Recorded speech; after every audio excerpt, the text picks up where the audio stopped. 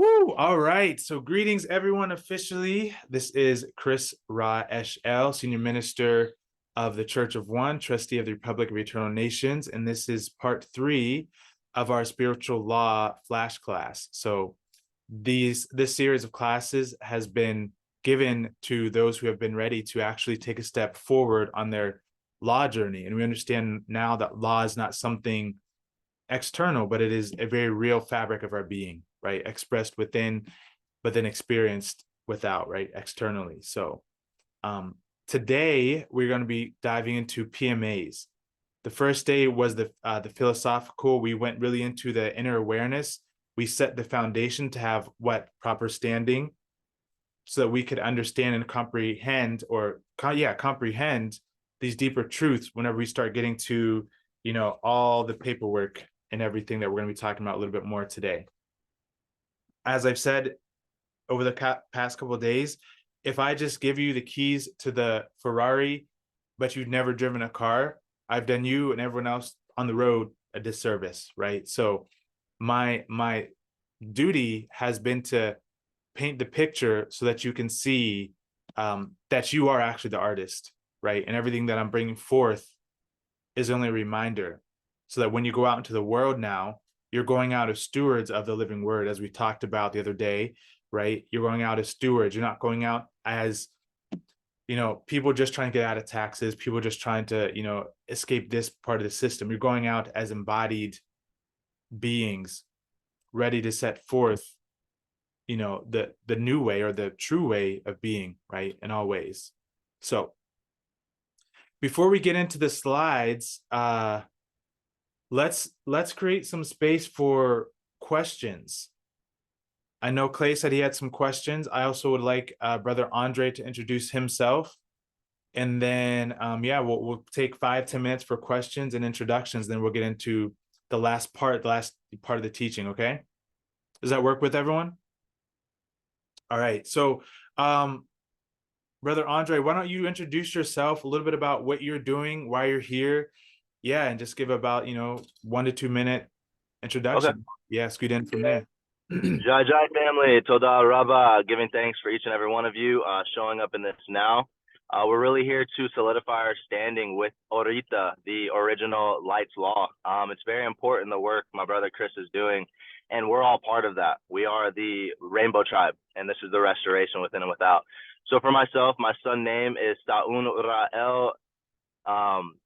That's really just denoting the Solaris nature within and without, which we all have. We have an inner sun within us, and it comes to a point where you're clearing, you're healing, you're activating, and you're empowering that frequency of truth within yourself as an eternal spirit and soul. And so I reflect on that truth in regard to it as you go from earthly body being to Solaris remembrance, and you rise into that notion of your Solaris totality, which is, again, an eternal spirit and soul beyond that of this human form, right? We respect and honor this human form, and at the same time, with the living awareness that we are indeed so much more than what is perceived as a human being, right? So that's really the basis and the root of my own work, services, and in direct reflection with Brother Chris. That's the most important thing that we are here to learn, to relearn, and remember within and without. So that's why the Lights Law, this flash class is so pivotal and important.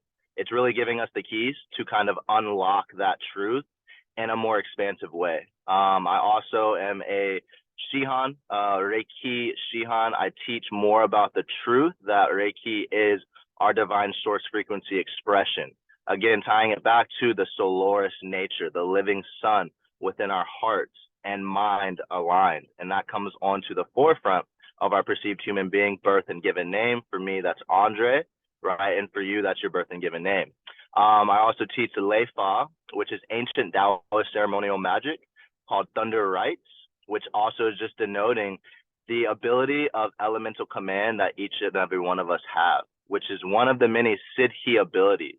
Now we can say that's supernatural abilities or metaphysical, but really there's nothing supernatural or metaphysical about it. It's just been suppressed. That's why it's called supernatural, right? This totality has been suppressed within and without through many of the perpetuations, distortions, inversions, inlays, overlays, all of it. And this is what Brother Chris has been sharing with you over the last 2 days, I'm sure.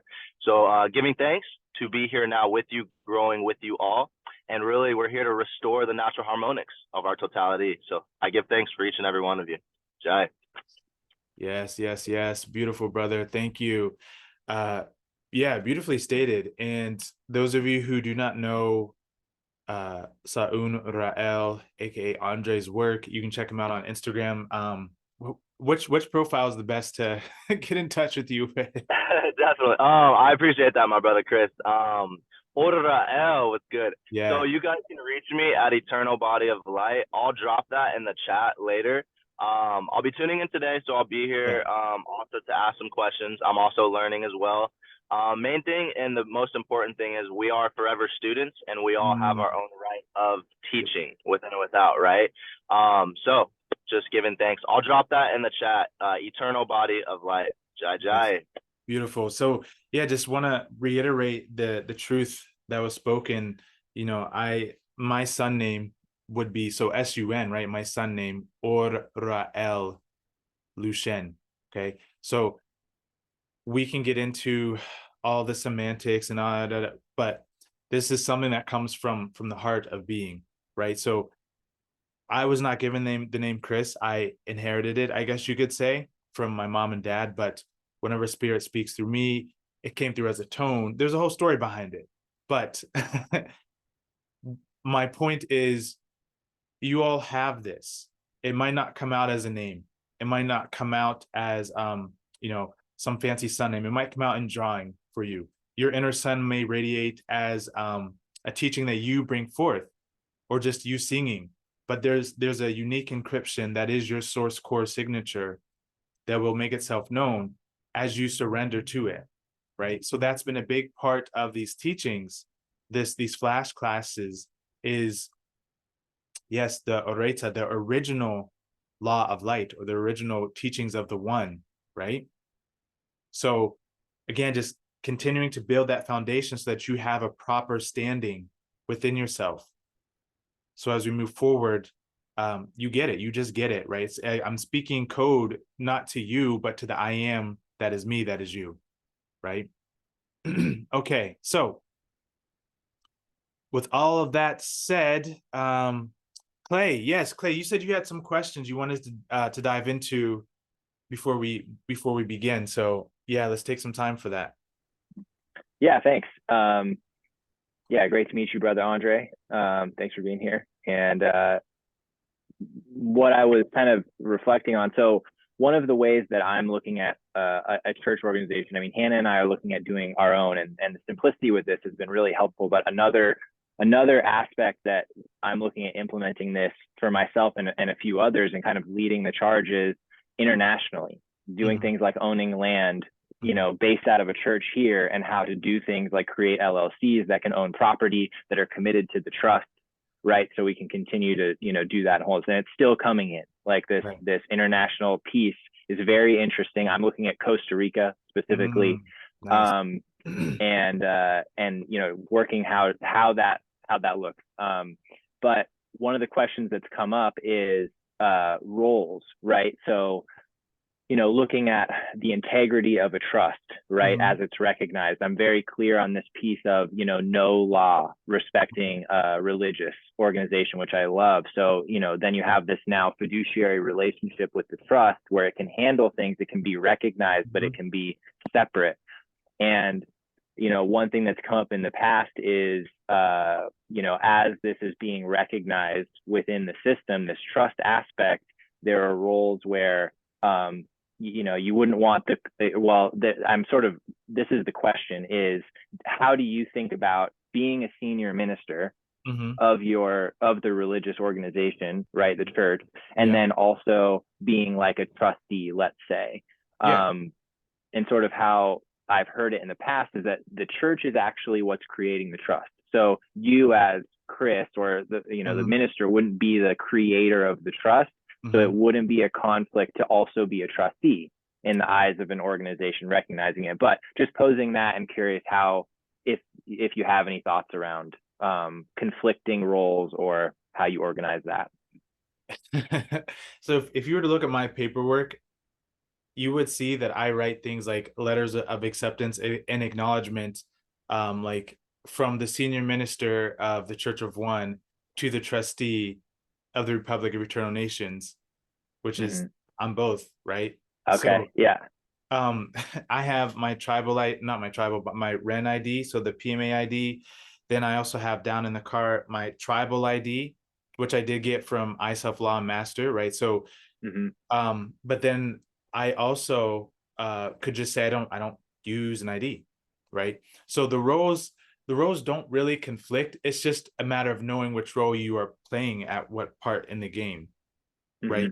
So you can be a trustee, no problems asked. That's totally okay, because the church is again the emanation of God, right? Which ultimately, yes, it is us, but it kind of is it's kind of like this um overarching essence that kind of just kind of sprinkles itself into all the things you do, but it's also separate, right? Because it's separate from the world, you could say. Mm-hmm.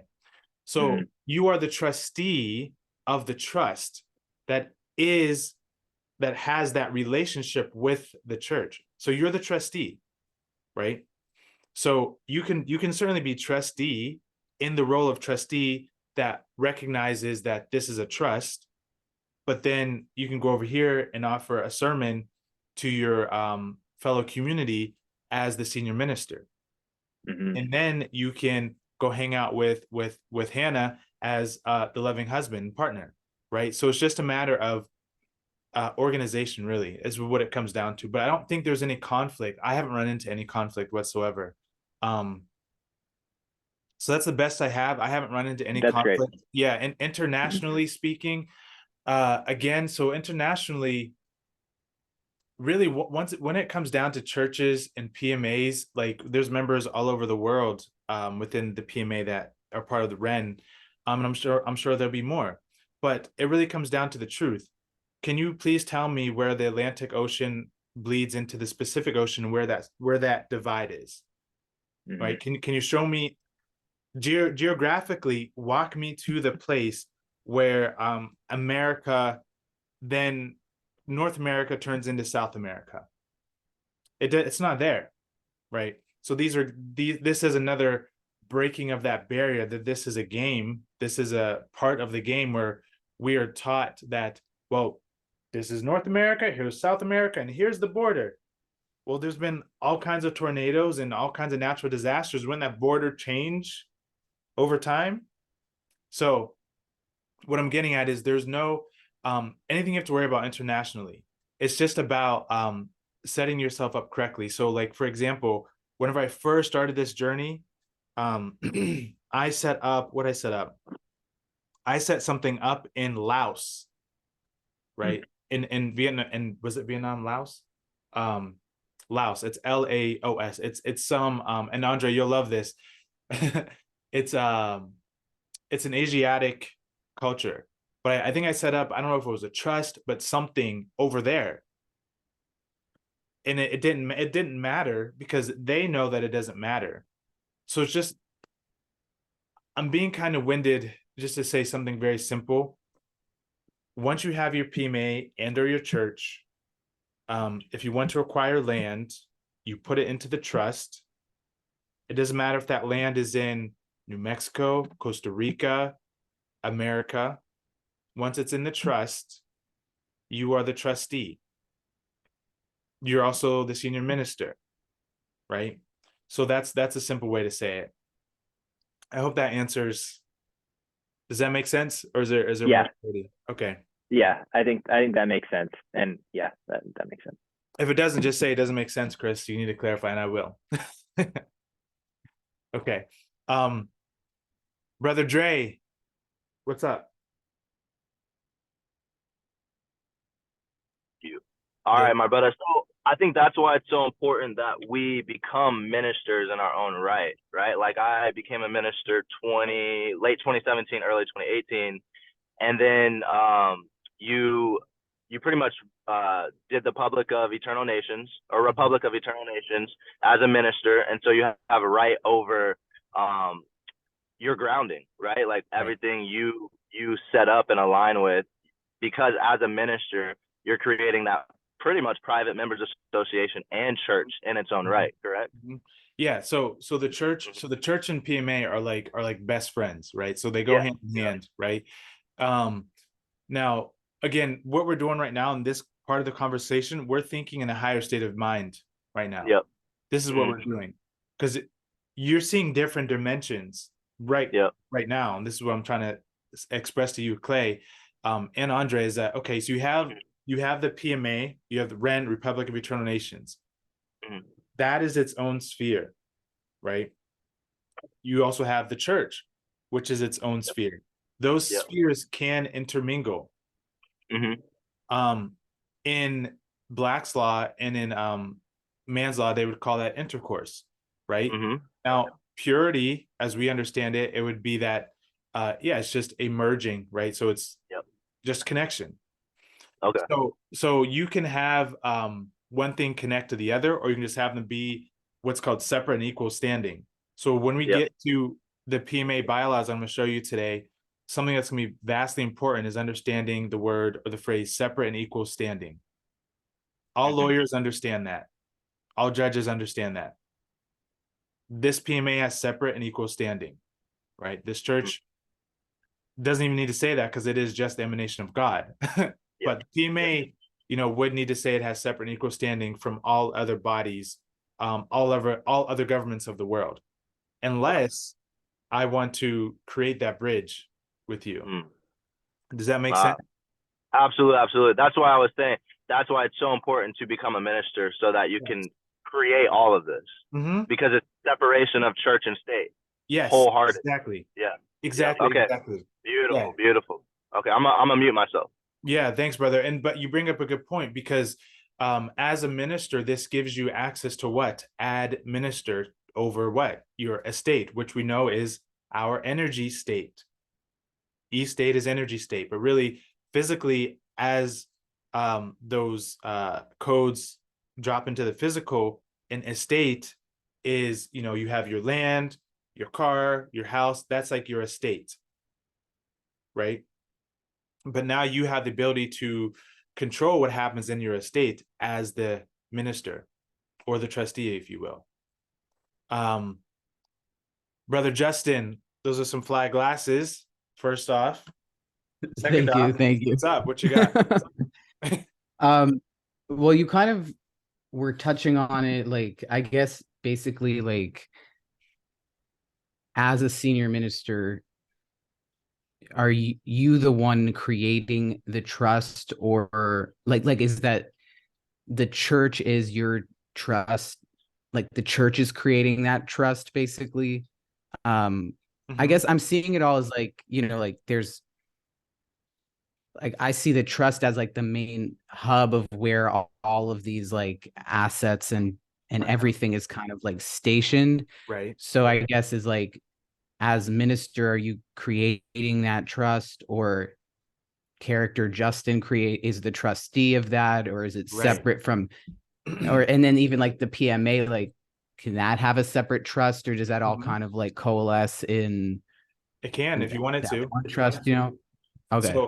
So we're talking first the trust part. So who creates the trust? So the creator of the trust is called the trustor or the grantor, right? And this is a good time for us to get into this part of what I wanted to share with you. Remember I said we were going to start class with this yesterday, so you are spot on. Let's scroll up here. Mhm.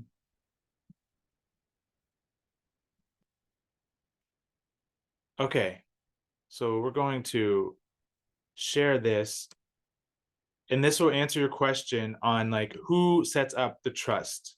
And then your second part of the question is, can the PMA have a different trust than the church, right?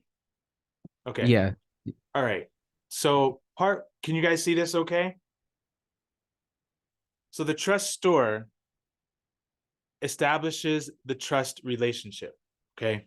So this could be the church of one would be the trustor. So it says, hey, I need a place to put all this energy. Boom. Right? And then, well, okay, who's going to manage that energy? Who's going to move the assets? Who's going to receive the funds and delegate? That's the trustee. Okay. The trustee of the Church of One can be Chris, right? Could be Justin, could be Tree, whoever, is in that position. You can be the trustee. You can just refer to yourself as the trustee.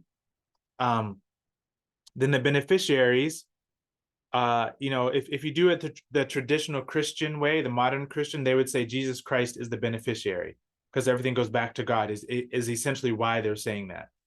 And it's also kind of a smart way to do that because now literally no one can come in and like say, well, this part of the trust belongs to us. It's like, no, I gave this to Jesus. So I'm going to give it to my kids, to be honest.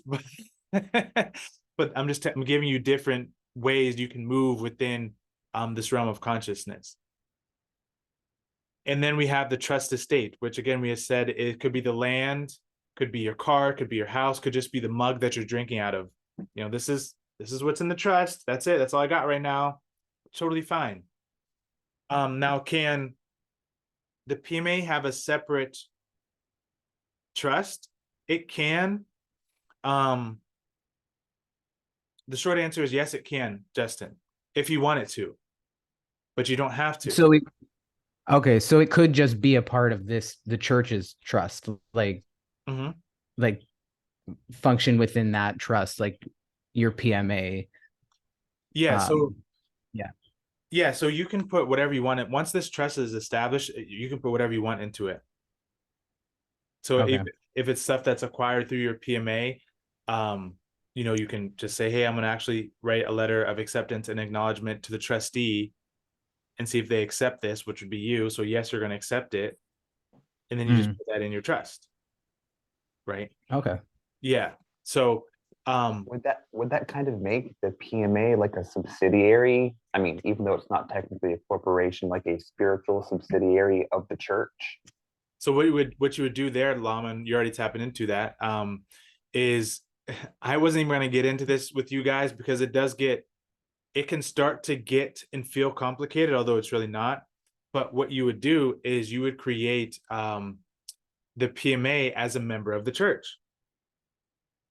So if I wanted to, I could say that the Republic of Eternal Nations is actually a member of the Church of One.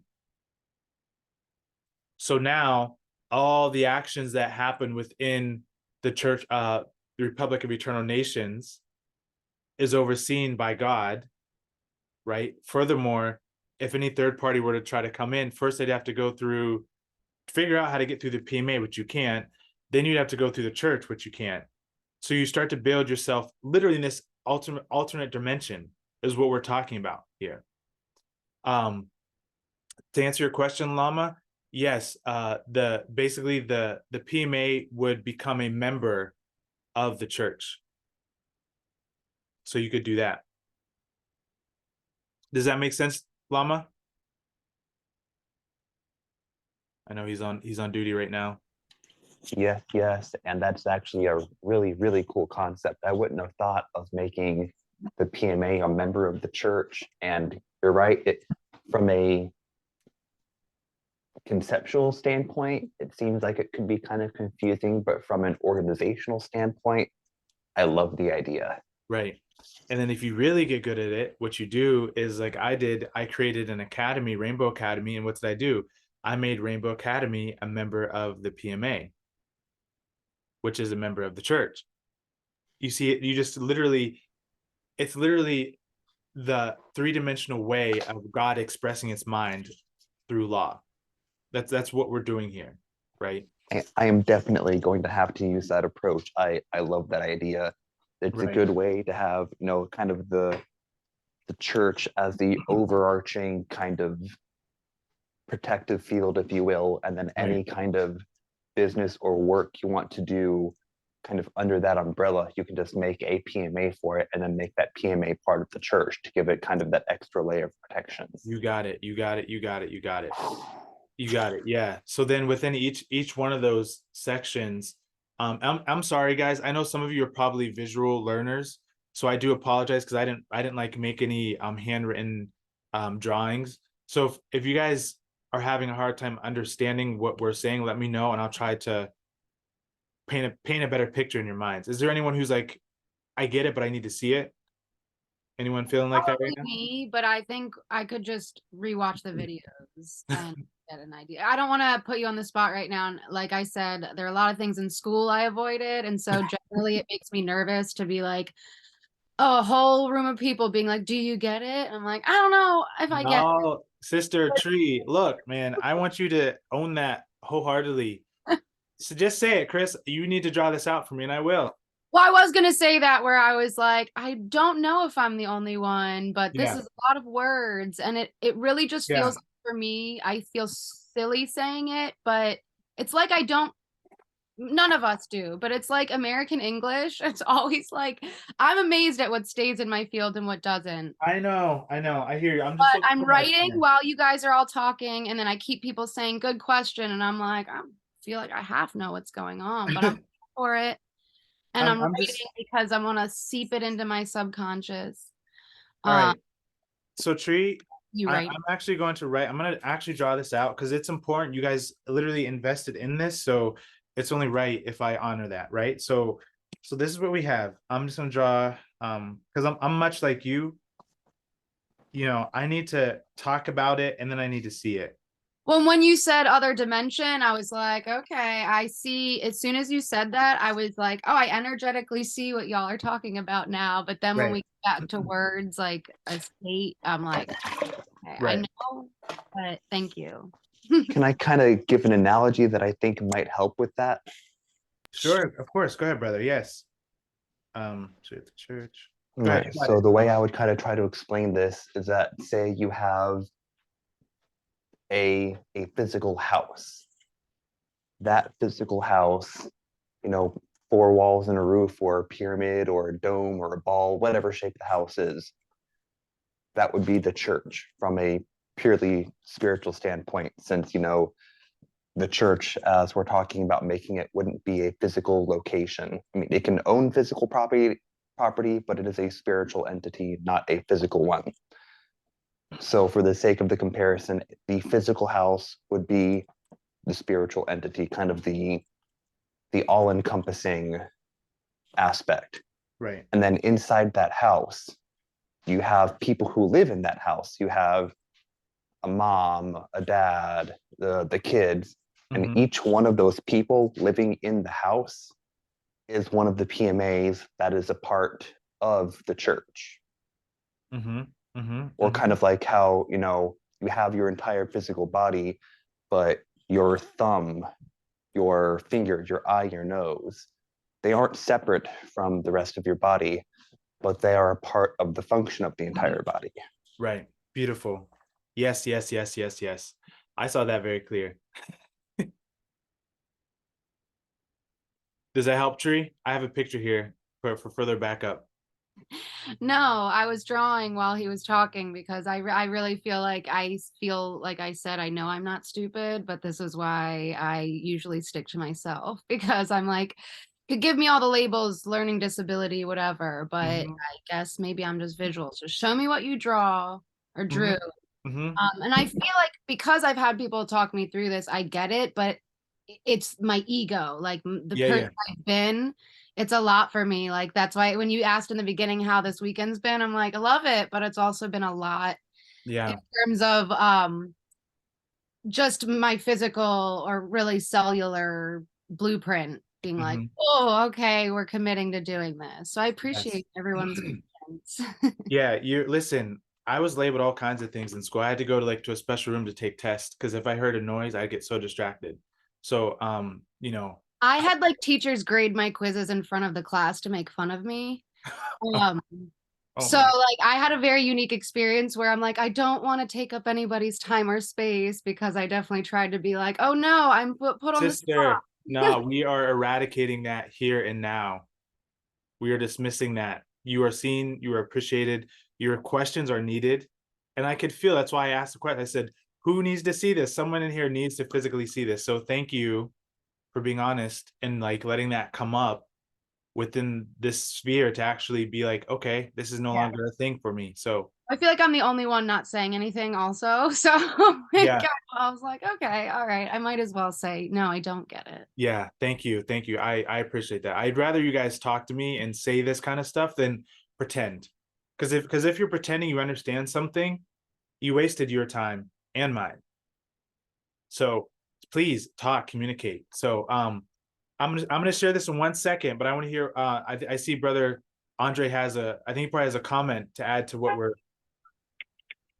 Yes, my brother. So I really appreciate and I think you go by a tree, right, sister? I hope I got that right. I had to grab an order, so I wasn't able to listen in, but I tuned in for that last part of it.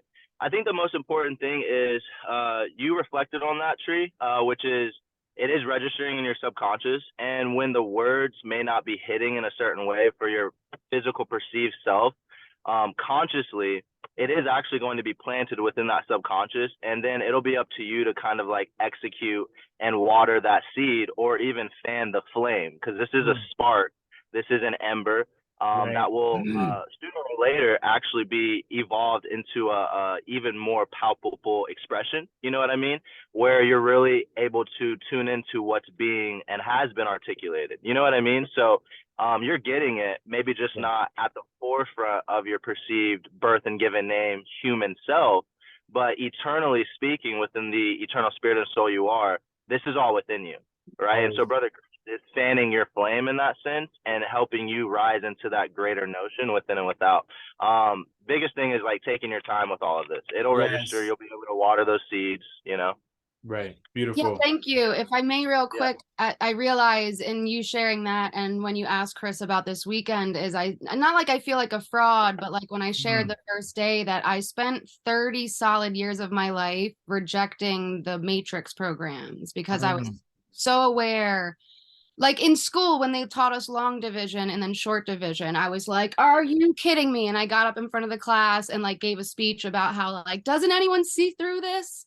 It's all to just keep us in these boxes. And so I feel like there's a layer of me that's like, I want to cry because I'm scared. Let it out, honestly, like to But be it's also honest. that layering. I've never been able to like talk about that really anywhere. So I am probably gonna cry.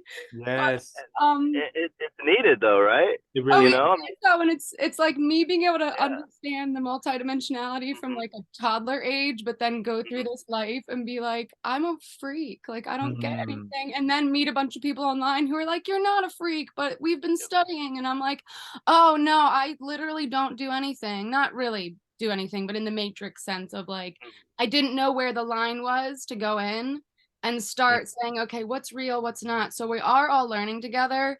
But I definitely feel like I have had this barrier that was for protection that I really did feel alone for so long. And so it is like, whoa, I don't expect anyone to get it, but it is very like part of my path. You know this, Chris, to a degree, is I'm like, I will say the vulnerable stuff. Like, I gotta just be myself. So I appreciate y'all Yeah, because we love you, Tree. I have not had that experience in life. And partially, yes, it is my resistance and like my path of like what you're saying, realizing like we're all learning together. And also I'm very aware of how my subconscious works to a degree because I can't know everything, but incredibly grateful for the space to be able to transmute that because that's what came up for me this weekend is I was like, oh, I have this buffer of resentment that I carry from protecting myself. So I feel uncomfortable even taking up space, like I said, which is another thing, but definitely grateful. So thank you everybody. This is why in the email I sent to you all, I said your ego is going to be challenged.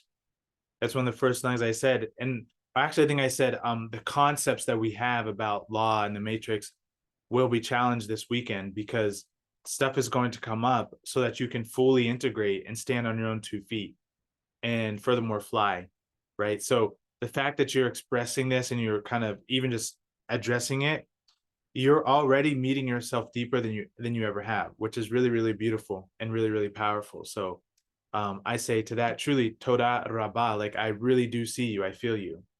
So I'm gonna show this picture real quick, Renee, and then you and then I want to hear from you. So just the concept, right? So we have the church up here, right? And then we have the church is kind of like, it's God, right? And off of that branch, we can have a PMA, which would be the Republic of Eternal Nations. Within the PMA then gives birth to something called like Rainbow Academy. For you or for someone else, it might be called whatever one of your businesses are called. It's called Miss Tree School. Miss Tree School would be within your PMA, which is within the church, right? And you could also create another PMA called, what does that even say? Just whatever offerings you have, right? And then over here, we have the trust. Okay, and if I wanted to, I could draw a line to do and connect all these things to the trust. Or I would just draw a straight line from the PMA to the trust, which is saying that all this stuff, whatever is gathered, whatever income resources is held in the trust, which is still connected to the church. So does this make a little bit more sense? And don't try to figure it all out right now. No, totally paired with the videos that you shared yesterday, because I was taking, like, I'm a note taker anyway, like astrology wise, Gemini. I have a computer brain, but the pictures really do help when it comes to, sometimes something could be right in front of my face and I'm like, I do not understand, but cool picture form right in front of my face, just that flow of even potentially saying where those things connect, but you don't have to. I will of course let it wash over me and sink in, but beautiful. Appreciate just that little. And Lama, I appreciate your analogy, but I really do feel I need the the picture. Otherwise, based on those protections I placed in my field program wise and my own ego. Yeah. But well, like you said, I paid for the class, and I think that's what made the difference for my ego being like, oh, this isn't just your friends being like, hey, we want to teach you about NFTs and this other stuff. No, this like those of you, like I said yesterday, those of you who showed up, this is not just like another spiritual class. This is not just like, hey, this is literally, you need this information to know how to move forward for what's coming. Brother Andre was just sharing me with about that this morning. Like, we don't know exactly what it is, but things are changing. And so we have to be able to talk about how we're going to handle these changes. So setting ourselves up in this way is pivotal. Like, I don't want to continue to do business with anyone other than my friends and family. So what am I going to do? I'm going to empower you to set yourselves up so that I can come to Hannah and Clay and say, hey, I need this resource or this, and we just exchange. Right? So that's what this is all about. Okay. I saw two more hands. I think I saw, who was it? Renee and then Alyssa, I believe, had their hands up. Renee, did you still want to share, or can we carry on? Yeah, it's been a while, so I'm like, there's so many other things that have been said now, but the only thing I know. Like, I feel like Tree a bit like, am I stupid that I'm not following all of this? But I know my IQ is like super high, but my cognition can get scrambled if I just hear words. So I wanted to say that I have the same. But on the other hand, I trust that what Andre also said, like my subconscious is also picking up on what's needed, and I think it's more like these talks are so activating. That I'm actually telling my friends yesterday evening about this, and I feel like there's this wisdom coming out of my face. I'm like, what am I saying? And I'm just looking at someone like, yeah, you're right. I'm like, yeah, right. And you're now radiating. I just feel like I don't even have to understand all of the practical things I have to do, because this is the first thing I have to do is feel it from the inside out, and I can talk to someone who's like. And I'm sharing about these classes, like what I found out and what I feel. And I think it's so shifting, because it's something that I've been feeling inside of me my whole life. Like, something's wrong here. Why are these people all doing this and not asking questions? Why is everybody being bullied? Why am I so weird? Why is everybody so, in their box? And it's not like I have to understand them, but I have to understand that I came here because I see through it more easily, so I can, help with shifting the collective in a way, not, save the world, but more like you know, save myself and others around me so we can. And I think, yeah, when Tree said about feeling alone, I really also cried because I had felt this so long. Like even spiritual people around me don't understand what I'm talking about because I'm even too out there for them, you know, like I'm psychotic or something. You're normal. You're Yeah, normal. I It know. is I normal. feel when I'm in this call, I'm like, oh wait, this is all the other people who have that.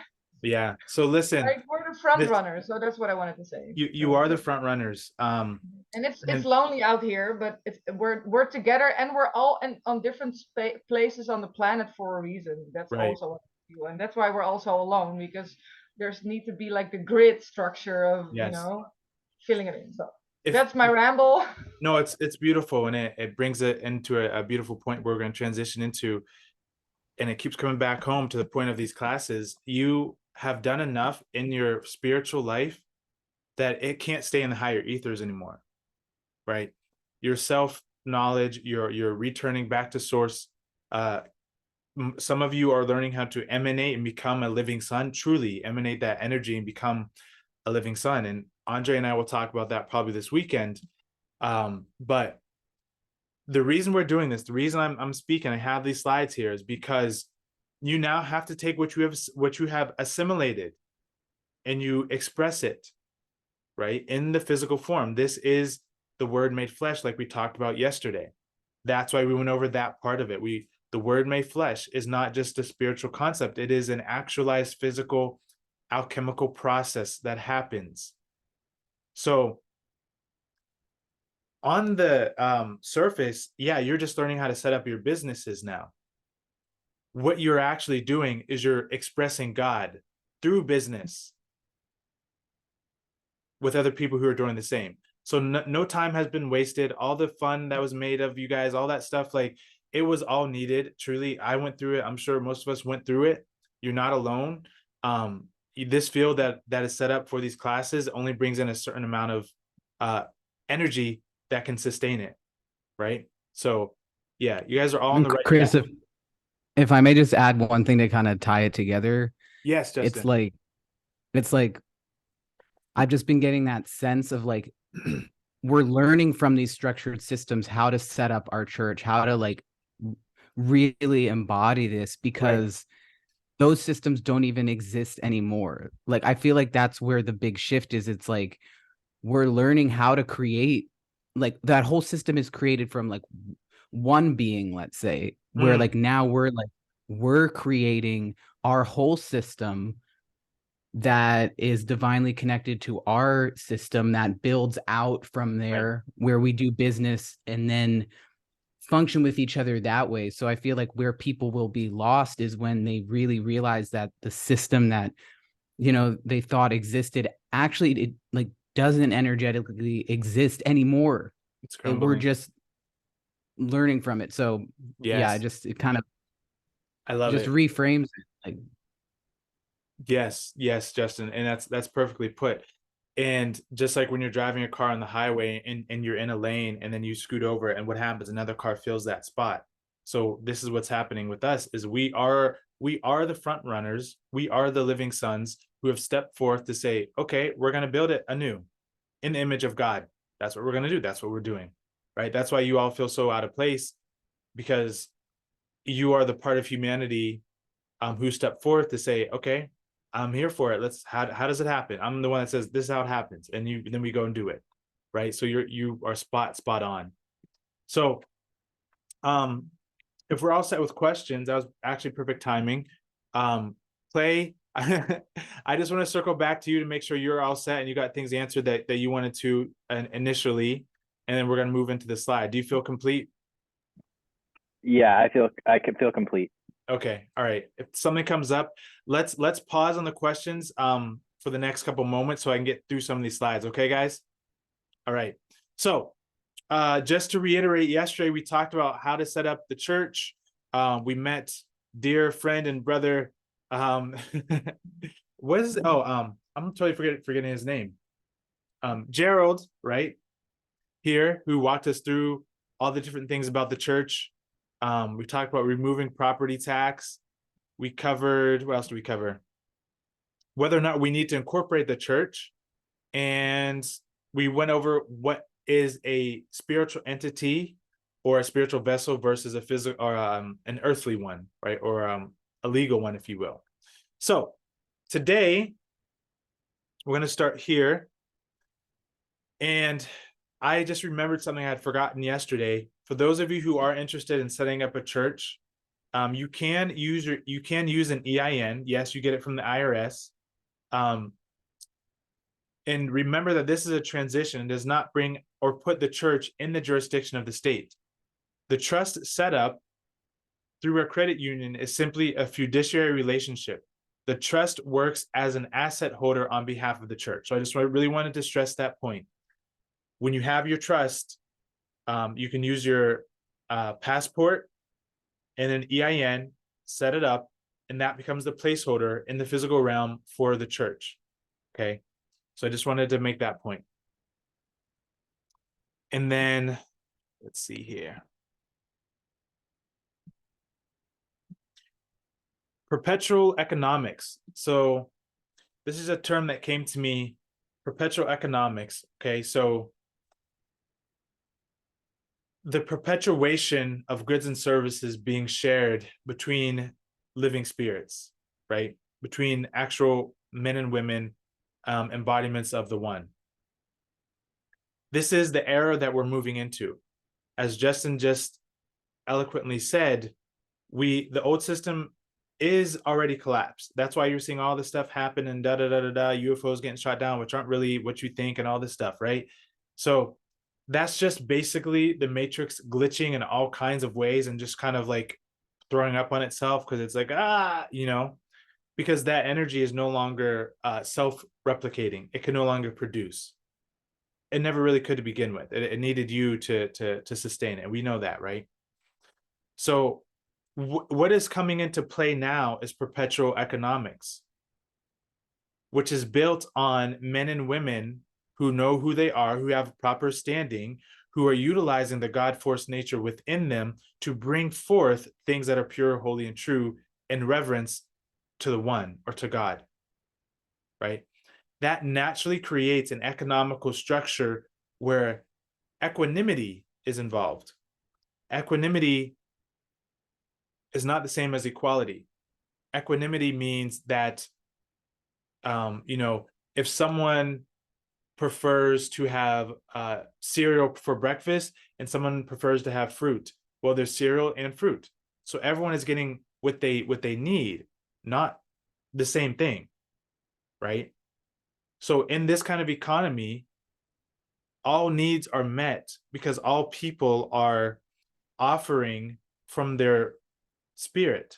So some of you are builders, some of you are artists, some of you are caretakers, some of you are more mystical. Everyone has a niche. And in perpetual economics, people then utilize their spirit and gifts and offerings that naturally complete the other part of the equation. You see what I'm saying? So this is what we're moving into. This is why it's pivotal for you to learn how to set yourselves up. So those specific unique offerings, whether it's tarot, whether it's learning the Hebrew alphabet and teaching it, whatever it is, you can now have proper standing and offer that to the world without worry and concern. Okay? So we're moving into that. We're creating it in this now moment. The new earth, higher earth, aurora, ascension earth, whatever you want to call it, doesn't just happen because there's some greater force that just does it no matter what people are doing. It only happens whenever that which I am becomes conscious of that which I am and then starts to create from that which I am, therefore birthing anew. This is why Ishu, or Yeshua, as some would say, said, "Behold, I make all things new." Because the Christ within is that living presence who shines forth and eradicates all of the illusion, therefore making things new. Does that hit home? Does that make sense to you all? Okay. Trickle all that down, Chris. What does that look like tangibly? Let's talk tangible. Get into the physical. Okay. tangibly, when we trickle all that down, the PMA and the church are the two ways that I have found that are the most beneficial to get this process underway. The PMA allows you to do what you desire in the world without third-party intervention. All right. Private members associations. Private members associations have been around for forever. Like that's literally, they've been around forever. What happened was, back whenever grandma and grandpa were around, and then great grandma and great grandpa were around, they would have shotguns in their house. The police officer would knock on the door and they would say, "You got 2 seconds to tell me why you're here." Because the police officer would be what? Trespassing on private property. Grandma and grandpa knew how to set themselves up in the private. They weren't afraid. They knew that they had proper standing, and they set themselves up so that no one could just embark and just do whatever they want to do. Nowadays, you know, we got all kinds of people knocking on our doors and like, there's so much invasion of privacy. It's ridiculous. And every single word I'm saying is being recorded through the cell phone. I hope you guys hear me, and maybe we can learn something from each other, right? And so how do we privatize our life? We recognize that inherently the private nature of our lives is inherent, right? You were never meant to have to report everything that you're doing to anyone. You are God. You can do whatever you want. You don't need to ask for permission. In school, were you guys ever taught anything about business in this way? No, you were. So school used to teach civil, right? They used to teach civics. Now they teach social studies. Those are two different modes of teaching.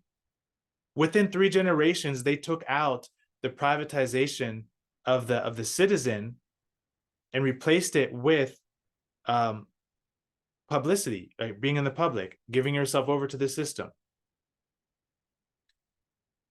Very short side note, when you say the Pledge of Allegiance, which you guys probably know by now, right? We're literally pledging to a corporation, to a PMA. The United States Inc. is a PMA. That's why you have a social ID, because that's your membership card into their system.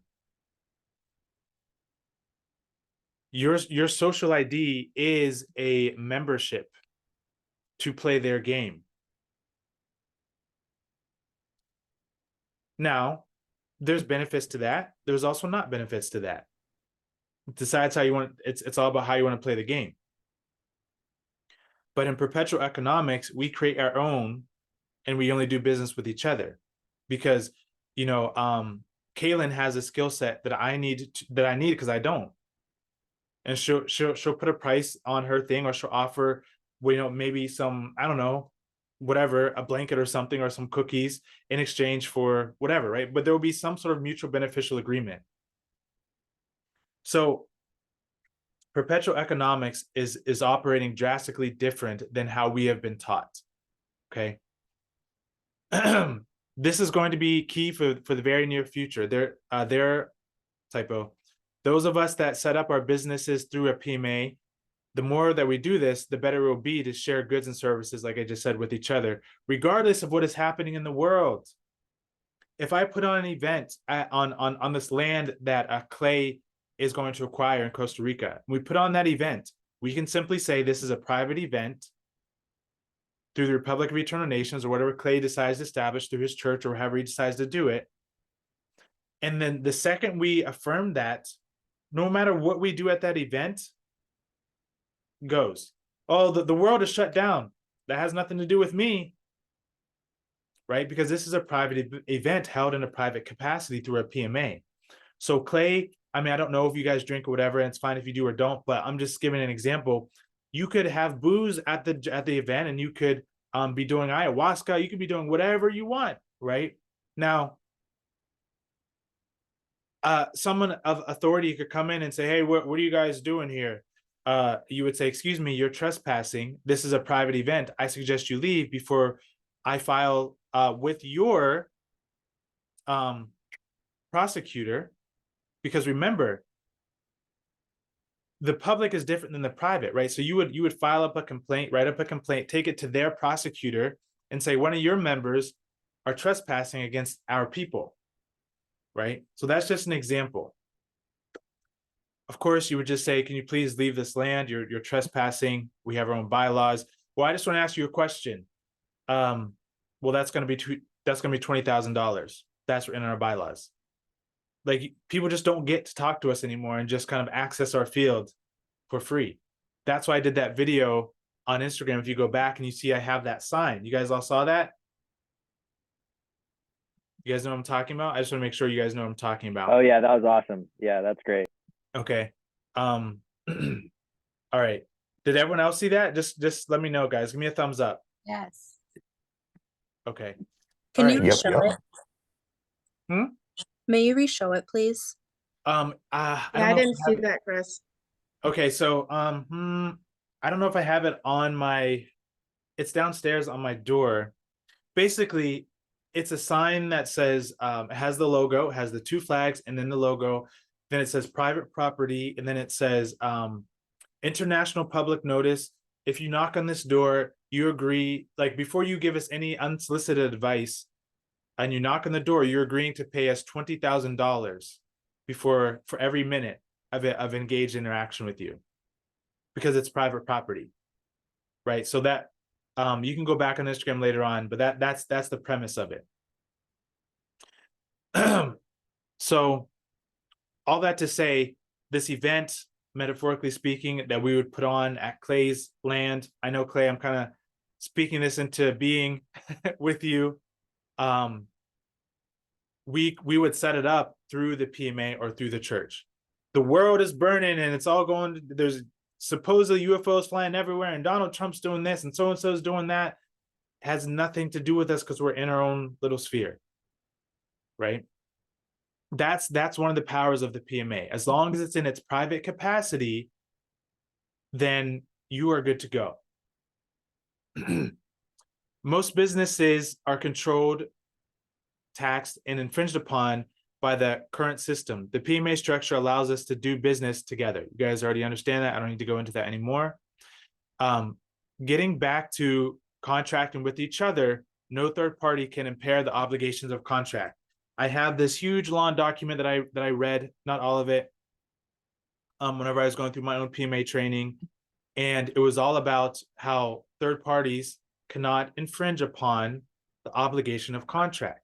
The reason that whenever you guys become members of REN, one of the first things I have you do is sign an agreement. That's really not for me. That's for us, because the second you and I have an agreement, so-and-so can't come in and disrupt that. That becomes an infringement. No third party can infringe upon the obligation of contract. That is one of the powers of the PMA. So if I set up my PMA and brother Andre sets up his PMA, and then sister Jessica sets up hers, we could have a trilateral nations agreement that says Jessica will provide this, Andre will provide this, Chris will provide this for the betterment of whatever we decide to do. Now, no one, and we would all sign it. And once that's established, no one can come in and say, well, this is invalid. You weren't a part of this deal. This is an A-B conversation, right? So see your way out of it before what? D&E F you up. So we can just keep getting boogie with all those. There's some things in school that actually made me chuckle and made sense a little bit. But it really does become that powerful where we can start to do business with each other in this way in confidence. Now, this no third party thing, this is well known in the corporate world, right? You can't just come in and whenever two parties have agreed on something and say that that's invalid because you weren't a part of it, right? Okay.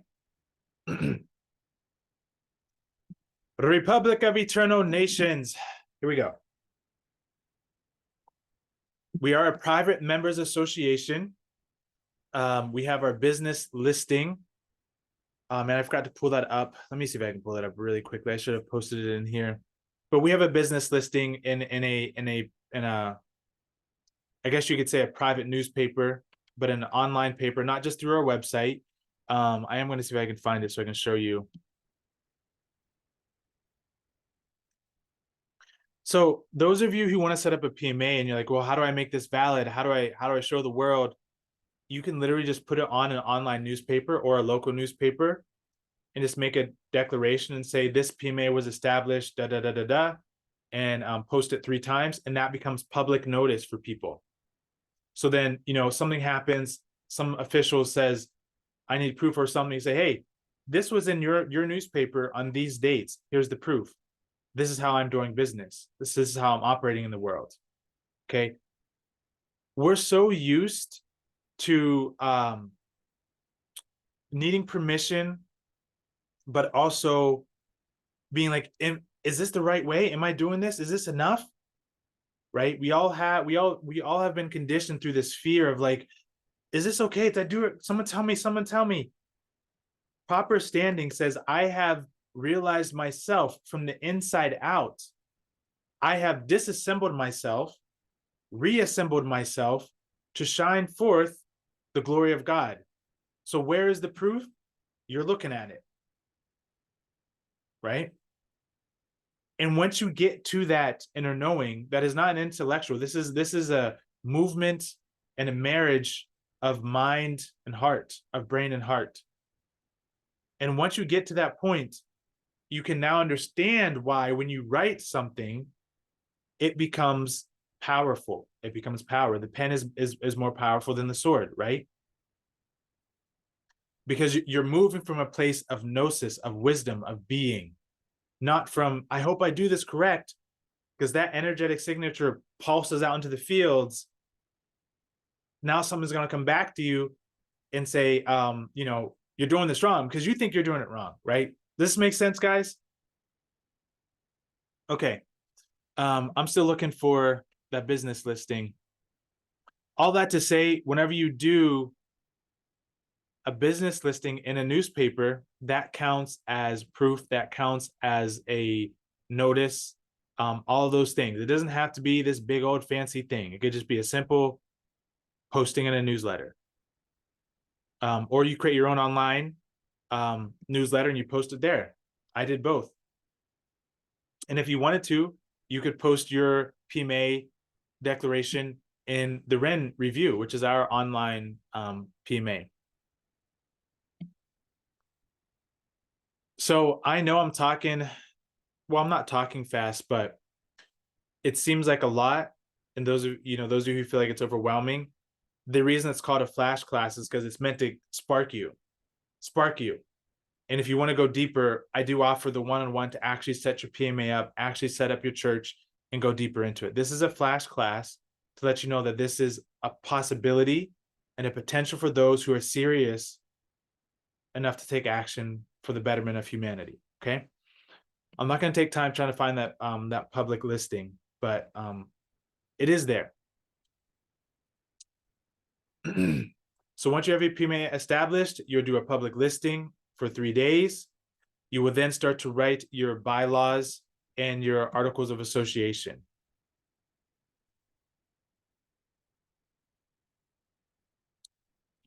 Brother Andre, are you still with us? I don't know if you're doing an order. Are you still here? And Lama, you too. I've feeling both your energies. Are you guys here? Judge, brother, you already know. Yeah, you guys. Apologies, I am working, but I am here, tuning in and present. 12:22. So, Hey. I'll be here. Okay.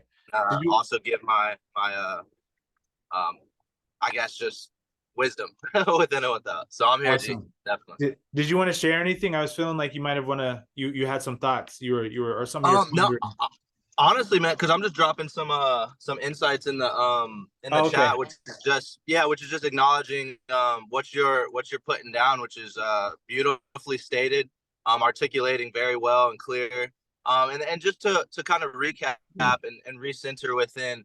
Yes, this is going to be overwhelming for some of us, and that's okay. The main thing is, yes, Brother Chris, he originally shared with me before he made the class public that this is a flash class, and it is meant to spark you and ignite and empower your inner gnosis or your inner wisdom within and without.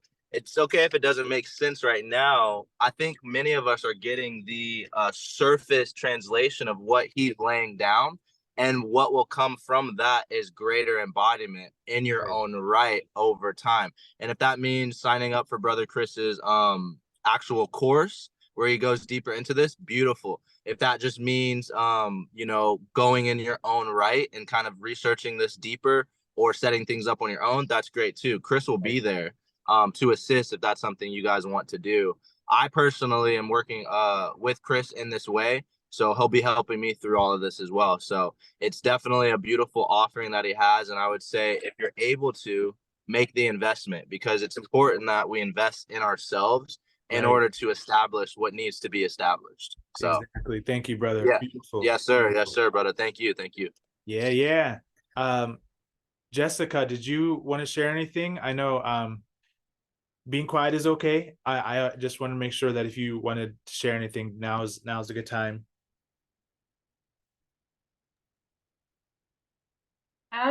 So I guess I did have a question, and maybe this is basic. But I think you mentioned something about join the Republic of Eternal Nations. Is that like an option instead of creating your own? Yeah, yeah. Yeah, that's it. That's pretty accurate, actually. I've had people who were very interested in setting up their own PMA and things like this, and they're like, it might be easier just to join, just so you are covered, and then you can kind of learn throughout the months and weeks as I go through trainings and stuff through osmosis that way. So yes, that is an option to join the Republic of Eternal Nations and be a member. Now, a couple months ago, I was really active on Discord. Some of you are in there now. I have not been. You know, we had a baby, life got busy, all this stuff happened, but we have a beautiful Discord community. It's been a little dormant because I have not been interacting as much, but we set that up. And it was a great place for people to communicate, go over some of these teachings that I've already shared. So that is something you could do, is you could join the Discord, which is where the online version of the PMA community of REN, the Republic of Eternal Nations, is held at the moment. So yeah, the answer to your question is yes. Okay.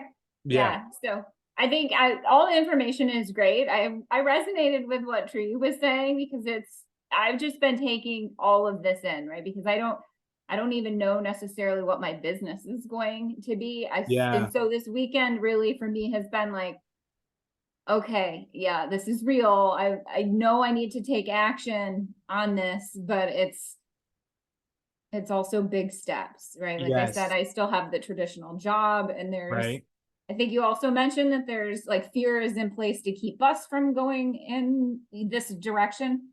Yep. Right? So there's still aspects of that to face with this. And so I think that like this whole weekend has been like, oh holy crap moment. Like, yes, you know, it sparks. Yeah. Exactly. Thank you, Jessica. Yeah, and I just, again, will continue to touch on that. This is a reinitiation. You once upon a time were already operating in this way, right? It doesn't matter what star system, what planet, but somewhere in our consciousness, we have always been able to operate in this way. It doesn't matter how old you are, whether it's 20, 30, 40 years, we've been in this system that has trained us to operate in a very limited capacity.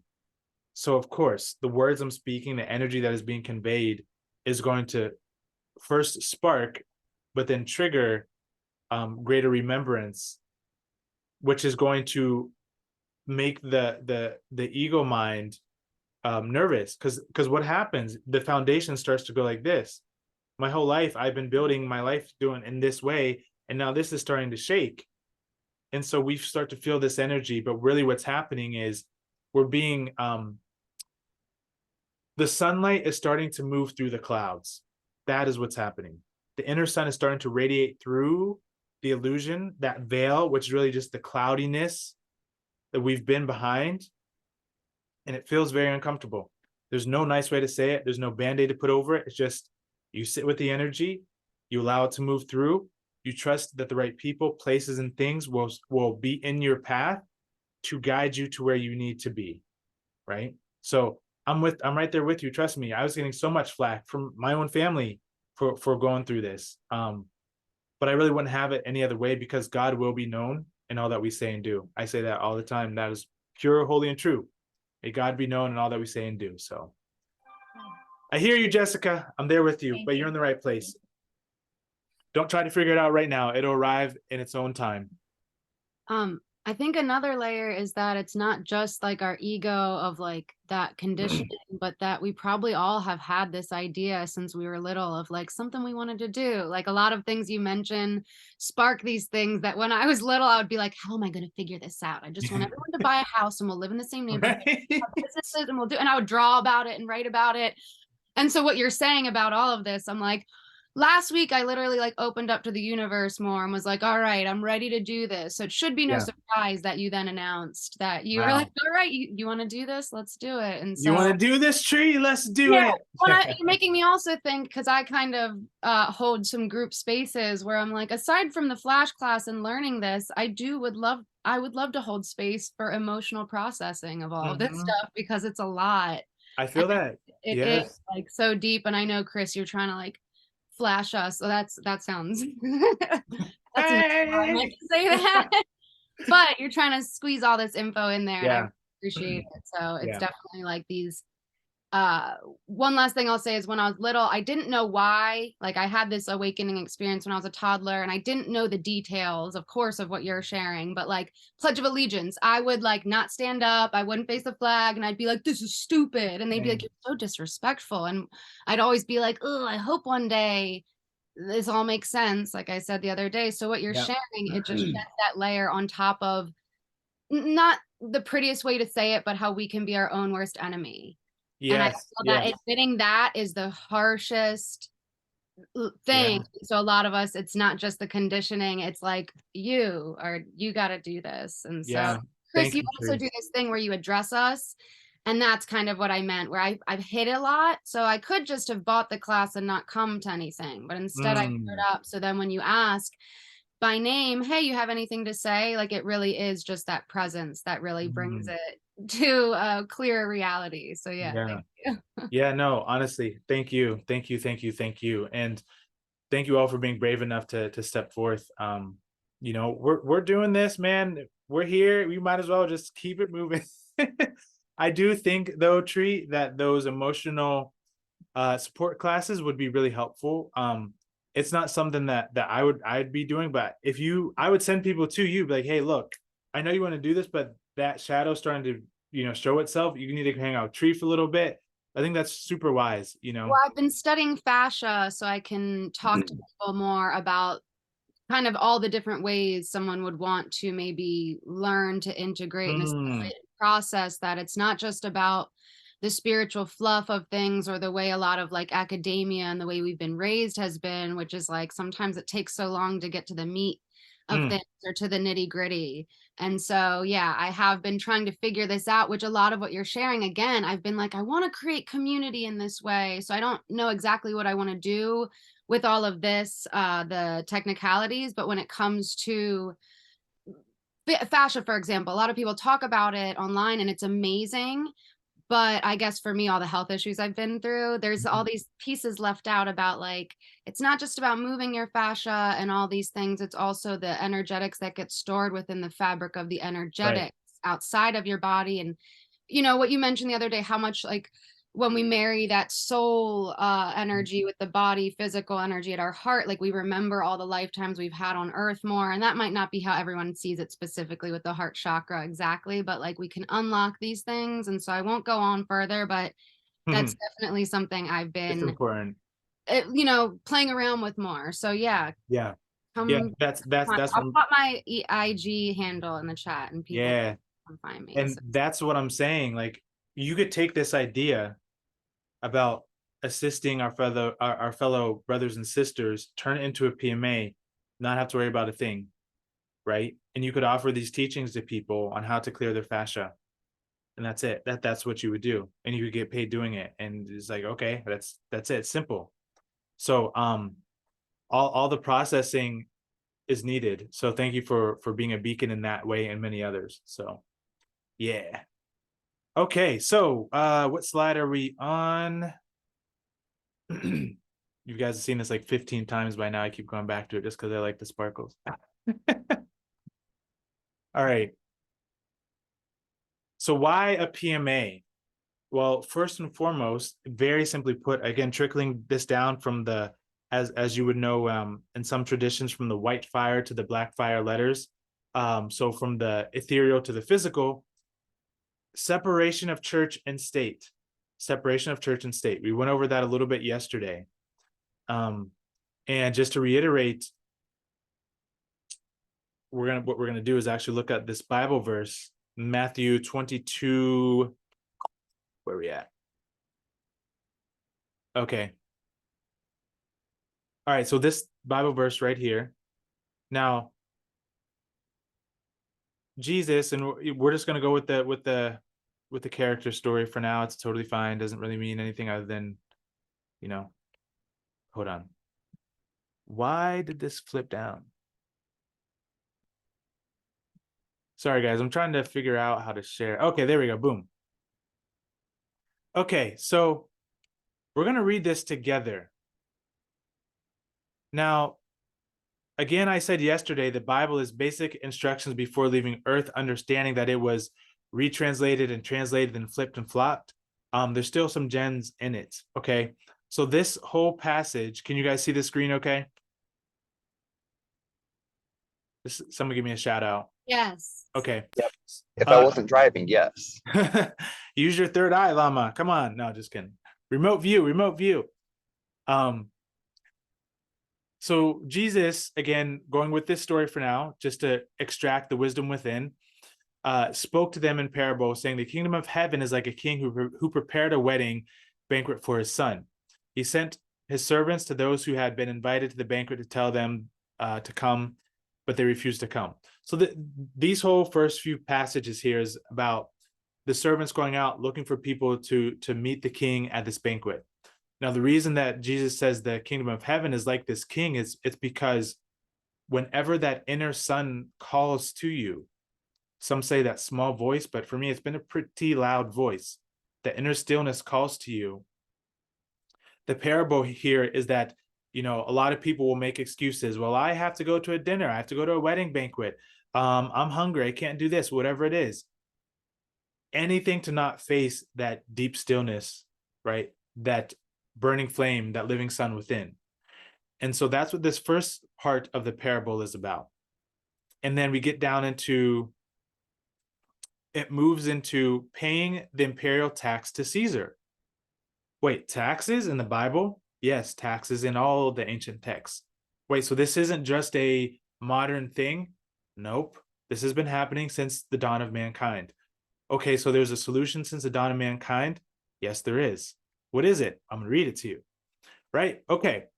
So the Pharisees, and we know from, well, I know from some of the studies I'm doing recently with Brother Andre and studying the Hebrew languages, the Pharisees are the ones who stole the original teachings of the one, you know, the law of light, the law of Oreta, okay? They have the keys, but they won't dare open the door is another way to say it, okay? That's who the Pharisees are, because they use the teachings to hold over people to control them, right? This is what any great teaching has been utilized for by people who have not been pure of heart and mind. So that's kind of who the Pharisees were. So it says the Pharisees went out and laid plans to trap him in his words, talking about Jesus. They sent their disciples to him along with the Herodians. Teacher, they said, we know that you are a man of integrity and that you teach the way of God in accordance with the truth. You aren't swayed by others because you pay no attention to who they are. Tell us then, what is your opinion? Is it right to pay the imperial tax to Caesar or not? So they're clearly trying to woo and like, you know, play this game with Jesus, which we know, as I've said, is just a metaphor. So Jesus replies and says, but Jesus, knowing their evil intent, said, you hypocrites, why are you trying to trap me? Show me the coin used for paying the tax. They brought it to him. It was a denarius. must have been some kind of coin. And he asked them, whose image is this? And whose inscription? So this is important because it's going to get into PMAs in the church. Whose image is this? And whose inscription? Okay. Caesar's, they replied. Boom. Okay. So Caesar is on the coin, right? Then he said to them, so give back to Caesar what is Caesar's, and to God what is God's. When they heard this, they were amazed. So they left him and went away. Give back to Caesar's what is Caesar's, and what is God's to God.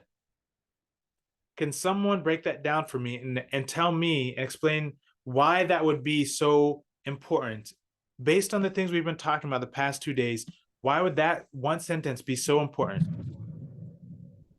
I feel like that can kind of also be traced back to, or it's related to, the maxim of law that which one creates, one controls. Because we the people created the government, we the people control the government, but then the government created the citizen, so the government controls the citizen.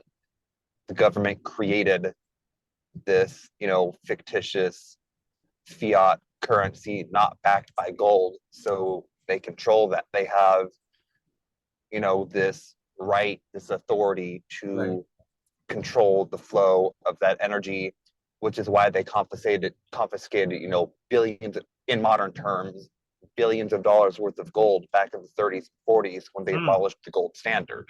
Right. Yes. Spot on, Brother Lama. Spot on, Lord Lama. And just taking that even a step further, right? So there is a very clear separation of church and state, even from 2,000 years ago. This has not changed. They say there's nothing new under the sun. I don't fully agree with that. I will say new things are being discovered all the time.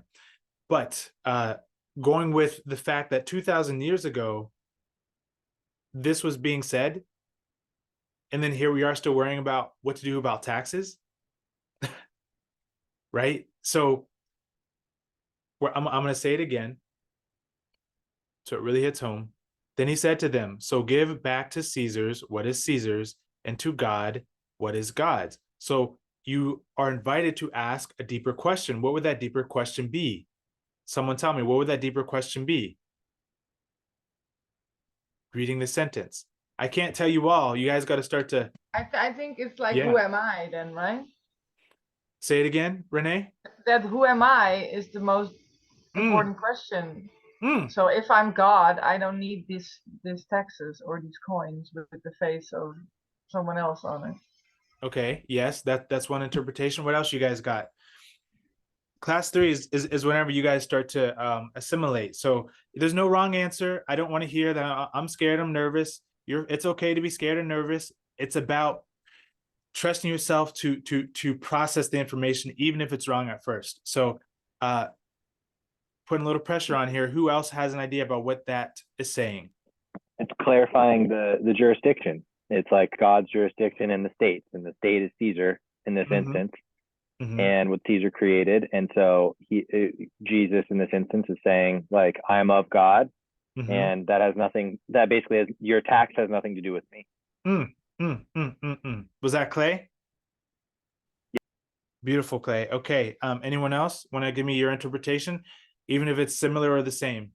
Just want to get your guys' minds flowing and getting used to stepping up on your own 2 feet. I think a further question that we could kind of extrapolate from that would be, how can we trade or interact or, buy and sell, do these exchanges without using a medium that is of man, of the government, so that we can legitimately say, we aren't using your medium, your currency, your energy. You have no right to interfere or try to regulate this. Whoo! See, man, when you guys let it rip and let it fly, there's wisdom. Beautiful. All 3. Anyone else? Go ahead.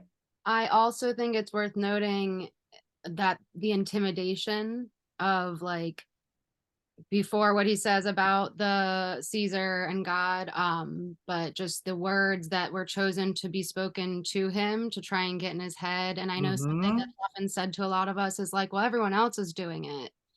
So you should just do it. And that's kind of something you brought up the other day when we're talking about taxes and all of these things. It's like when we think of a relationship or an idea, it's not a physical, solid container. Even when I say the word container, some people might think of something physical and solid, but really it's these energetic agreements. And Yes. so you also talk about the state and governing yourself and like being entitled.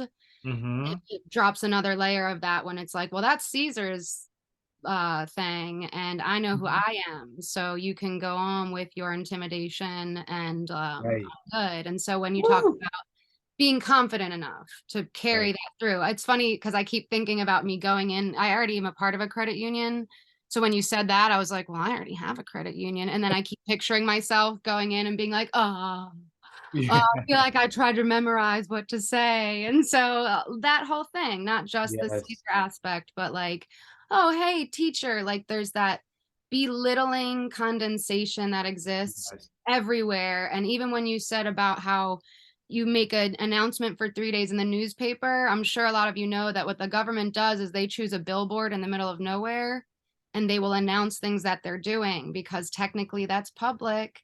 And so there's definitely a lot of little things in there where they're like, you're not swayed by others. You don't do that. You're going to do Right. this. And so, yeah, there's a lot of layers there for sure. Exactly. Exactly. And that's why I wanted to open this part up, because this is so important for you guys to start to breathe the life of God, of spirit, into what you do by extrapolating from your own consciousness how you are interpreting the world now, right? You're interpreting it from a complete different state of mind now in 2 days, for crying out loud, right?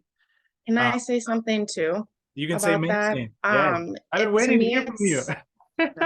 and the whole galactic and ground stuff going up and down, it feels like going up and down 100 flight of stairs constantly. So, but it's like for me, seeing like the reflection and like standing in that reflection and being the example, the divine example, and not just being it, but like expressing that back to the people, or expressing that back to the people that are enslaved in that mind process and programming anyways.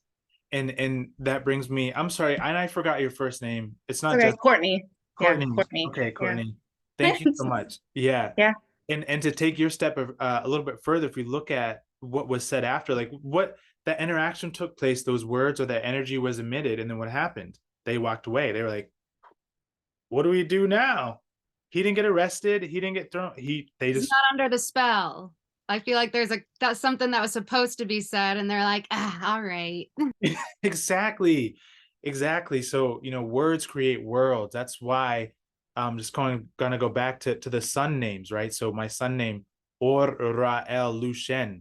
Okay. Whenever I say that, there is an activation that is emitted. It's a frequency. It's not really a name. It's a reverberation in the ethers, right? And so whenever these certain phrases are said, they are literally keys that either unlock doors or lock doors, right? So it's funny because this story right here is probably one of the more powerful things, because when they heard this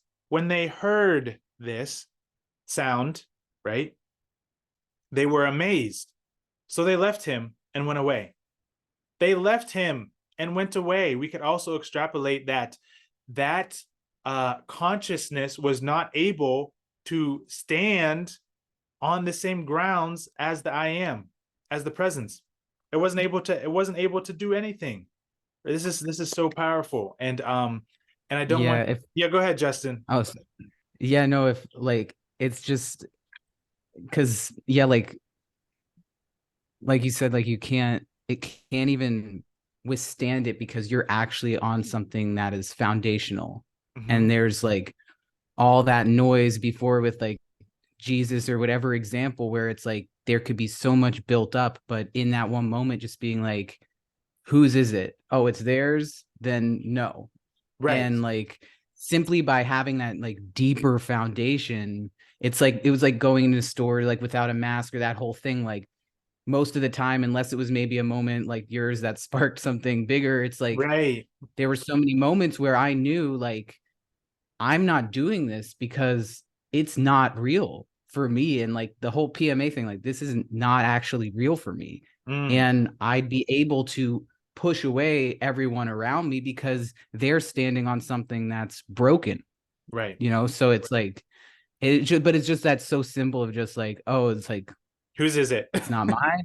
Whose is it? Oh, it's not. Okay, that's it. The end. Right.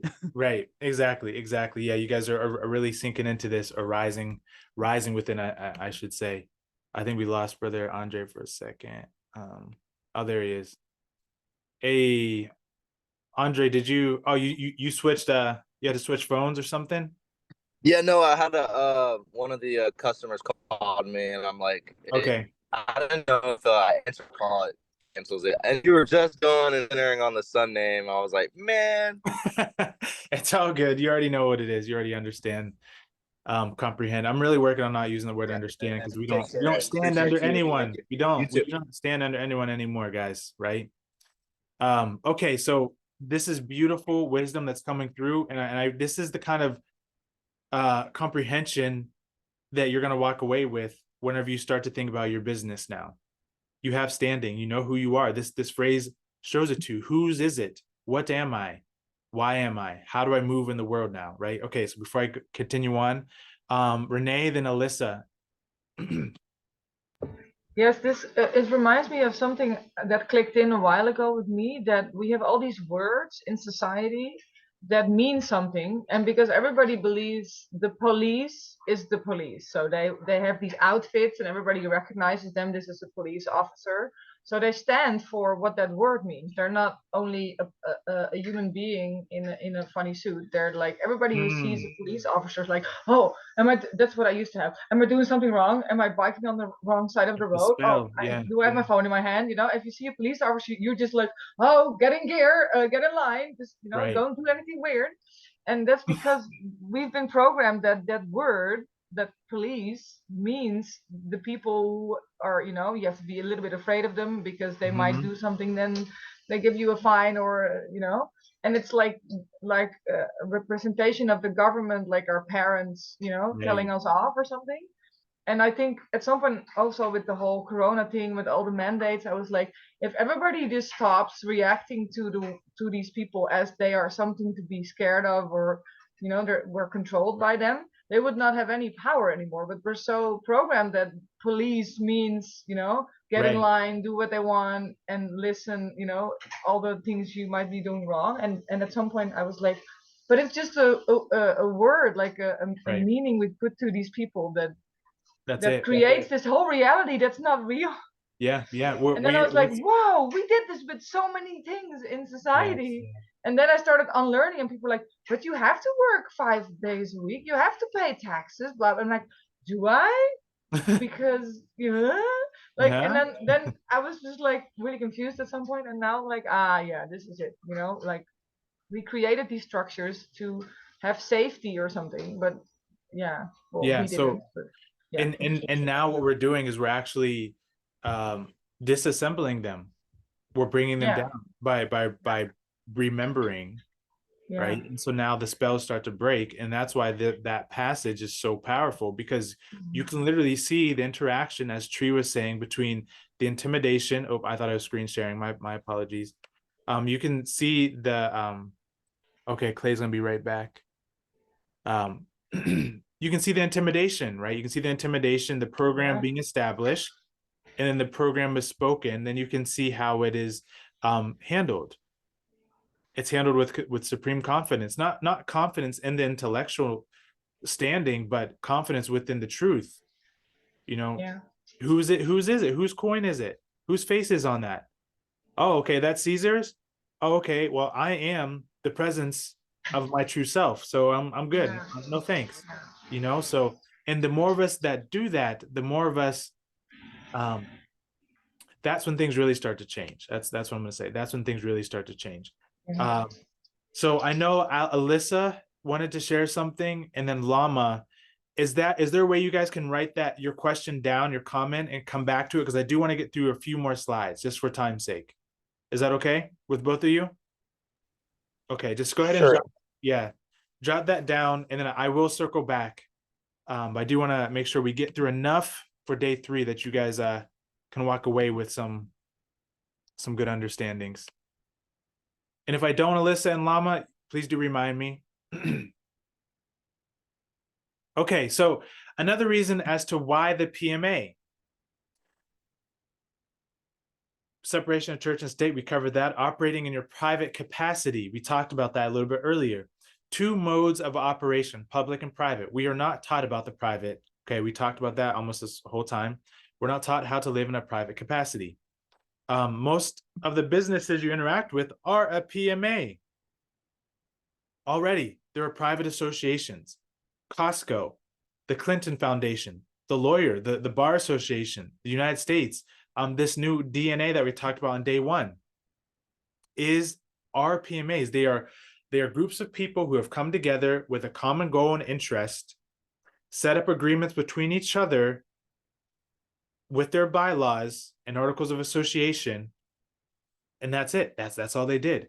So wouldn't you want to be on separate but equal standing with the rest of the world? Not understanding, equal standing, overstanding, understanding. We don't stand under. That is another spell that I'm working on breaking, is the understanding. I don't understand you. I can comprehend, but I don't understand because I'm not standing under you, right? So all these other foundations, there was a really good one that I found. I actually found the United States' Treasury PMA where they put all their money, and it's a PMA. I was like, oh my God, I saw their bylaws and everything. I found it about a year ago. I don't know where it went. I tried to look for it, but I just saw very clearly that the world is basically run by privatized businesses. If you guys know who Dr. Stephen Greer is? You guys know Dr. Greer? Yeah. Okay. CE5 dude, right? Yeah, CE5. So if you watch his latest documentary, oh my gosh, I am just blown away about how what's the phrase, like, it's in our faces. Okay, so Dr. Stephen Greer is a renowned meditation teacher, ex-heart surgeon, who created a technique called CE5, which is basically human-initiated contact with star beings. So that's the short and sweet of it. But he has a documentary, and in this documentary, he's talking about the shadow government. And what he says is that all of these black market projects, anti-gravity, telekinesis, all this stuff that we want access to as a collective, the Tesla technologies, are confiscated and held, and he says, by these private organizations who lobby the government. He says the government can't do anything to them because they're operating outside of the government. I'm like, he's talking about PMAs. He's talking about PMAs. So these people who have privatized themselves, whenever a genuine spacecraft lands or is shot down, unfortunately, in our stratosphere, and they confiscate the technology and they reverse engineer it, it is not the government that's in there first. It's these private organizations of just, I don't know, people who've gone together and start to do these studies and reverse engineer and hoard that technology. Black budget. It's crazy, right? Yep. Yeah, Church of Latter-day Saints and Mormons, there's a lot of interesting things I've found the past year of like who in the government has been like, the people need to know. And then you look into them and what they're doing, and they're hiding so much stuff. And it's almost like they're choosing to build certain things on parts of lands that are vortexes of powerful energies. Yes, like of course. they know more, which we know of, but it's like Skinwalker Ranch, that kind of energy. Very Speak it, Sistar. Speak it. Yeah. Go ahead, Dre. You were gonna say. No, I just you brought it up, and I'm like, yo, black budget, privatized corporations. I mean, even beyond that, but just private members associations of Scottish rites of Masonic lodges. All Masonic lodges are PMAs, all of it. Thank you. Yes, and so this is again why the PMA, because we are in the third density, physically speaking, right? We're here on this planet, and if you want to be left alone, let me just say that. Yes, you could sit and meditate under the tree or on top of the mountain and do all that stuff. But if you want to be in service to the world and offer your gifts, talents to those who you care about and be left alone doing that, you might want to be on separate but equal standing with how other people who are being left alone by the government are doing it, right? So that's why I brought up the Dr. Greer and the Black budget programs, because that's how they're able to get away with these things. Dr. Greer has tried to brief the president countless times, and the presidents are told that they don't have access to these special ops programs. How's that possible? Because they're not members of that association. They're not members of their little private group. It's that simple. They've set themselves up apart from the government and said, hey, we're going to do it this way. Sorry, you're not a member. Like there has been archbishops, there have been all kinds of high-ranking officials in the world of top secret stuff who don't have access to certain programs because these certain programs are privatized. That's all it is. So I feel like a lot of these, or at least some of them, especially when it comes to, shooting down craft or, this kind of reverse engineering stuff, may be also private military companies, because, that then gives that organization and that discipline for, being able to use those types of technologies. And, once you enter into that space, you are no longer, acting as a citizen who is restrained by, the corporate bylaws. In theory, you are able and allowed to purchase and own and possess, under your trust, any type of technology that the U.S. and anyone in the U.S. military, anything from an AR-15 to Abrams tank, you are allowed to own, and yes, truth. It is yours. This is truth, Lama. This is truth, and this is what I'm looking to convey to you. There's no limit to this. The only limit is whether or not we take the time to organize ourselves. Oraita, right? The law of light. Light is coherent. It organizes. So just as dark and black budget as those people are, well, source is all things. So we are the part of consciousness that are choosing to organize ourselves, privatize ourselves, get our own technology, and do the will of God with that, right? Truly, not like the God and like whatever that stuff. That I know that sounds super religious, but you guys know what I'm sharing. So just to paint that picture for you, this is not taboo. This is not unfamiliar. This is not unknown. This is very much known. You just have been ignorant to it. That you can operate in the world in this way. So when I first found this out, I remember literally feeling in inner vision, seeing a veil, literally, like I felt like, oh, I could breathe. I literally felt that energy leave my aura when I really started to come into this knowledge. It was an activation because there has been a spell put over you to keep you in a box until you hatched from the egg. So powerful stuff, guys. So those are some reasons on the why of the PMA. Kaylin, how you doing over there? I'm chilling. I'm grateful. I'm connecting all kinds of that. I see it. I know you are. Yeah. And like, I'll be real, like Chris, like over the past few years of all the understandings I received on trust, on, those who have that mindset of, oh, I just don't want to pay my taxes, that kind of thing. I can go down the list, but to save time, you've brought all that together in a way that I'm actually receiving, because my resistance was not fear. I haven't been doing any, I'm like, I'm a criminal technically compared to on man's law, false law, right? But when you're operating on God's payroll, which is how I felt, and that's what I like what you did for us here. You put it in a frame that I can now see that, yes, I can be a steward of God's work and the Solaris, the light that I'm bringing, the sun to the earth and all the things. You're bringing the etymology and the codes in for me. And no one has been able to do that for me before. Even when I look at, traveling through like Navajo Nation, I'm like, they kind of figured it out in a very effed up way, but even the exemptions that they have on, you know, you're putting everything together for me. And I'm like, yes, I get it. I get the ministry thing now. I get it. It's not a loophole. It's not another system. It's not another gimmick. It's what I'm doing already, but now I'll protect it. And yeah, I just need the templates. I'll throw you whatever you're charging for them, and I'm going to get that done. I'm going to just start this week. Hey, let's go. That's what I love to hear. Yeah, I saw Kaylin. She was like, I'm about to make some moves. No, thank you so much. Well, it's overdue. For me, it's overdue. I knew I had to do this. And I just, that's again, you kind of connected the dots in a way that now I've received it in an activating way, and in a way that excites me, as opposed to like before it felt like, oh, a chore that I'll get to, some other false paradigm thing, but it's not. Yeah.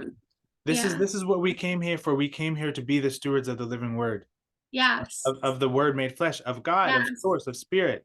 So let's just do it. You know what I mean? So yeah, truly. And I've been watching your work for a while now too. I knew there was gonna be a moment whenever the paths literally merged.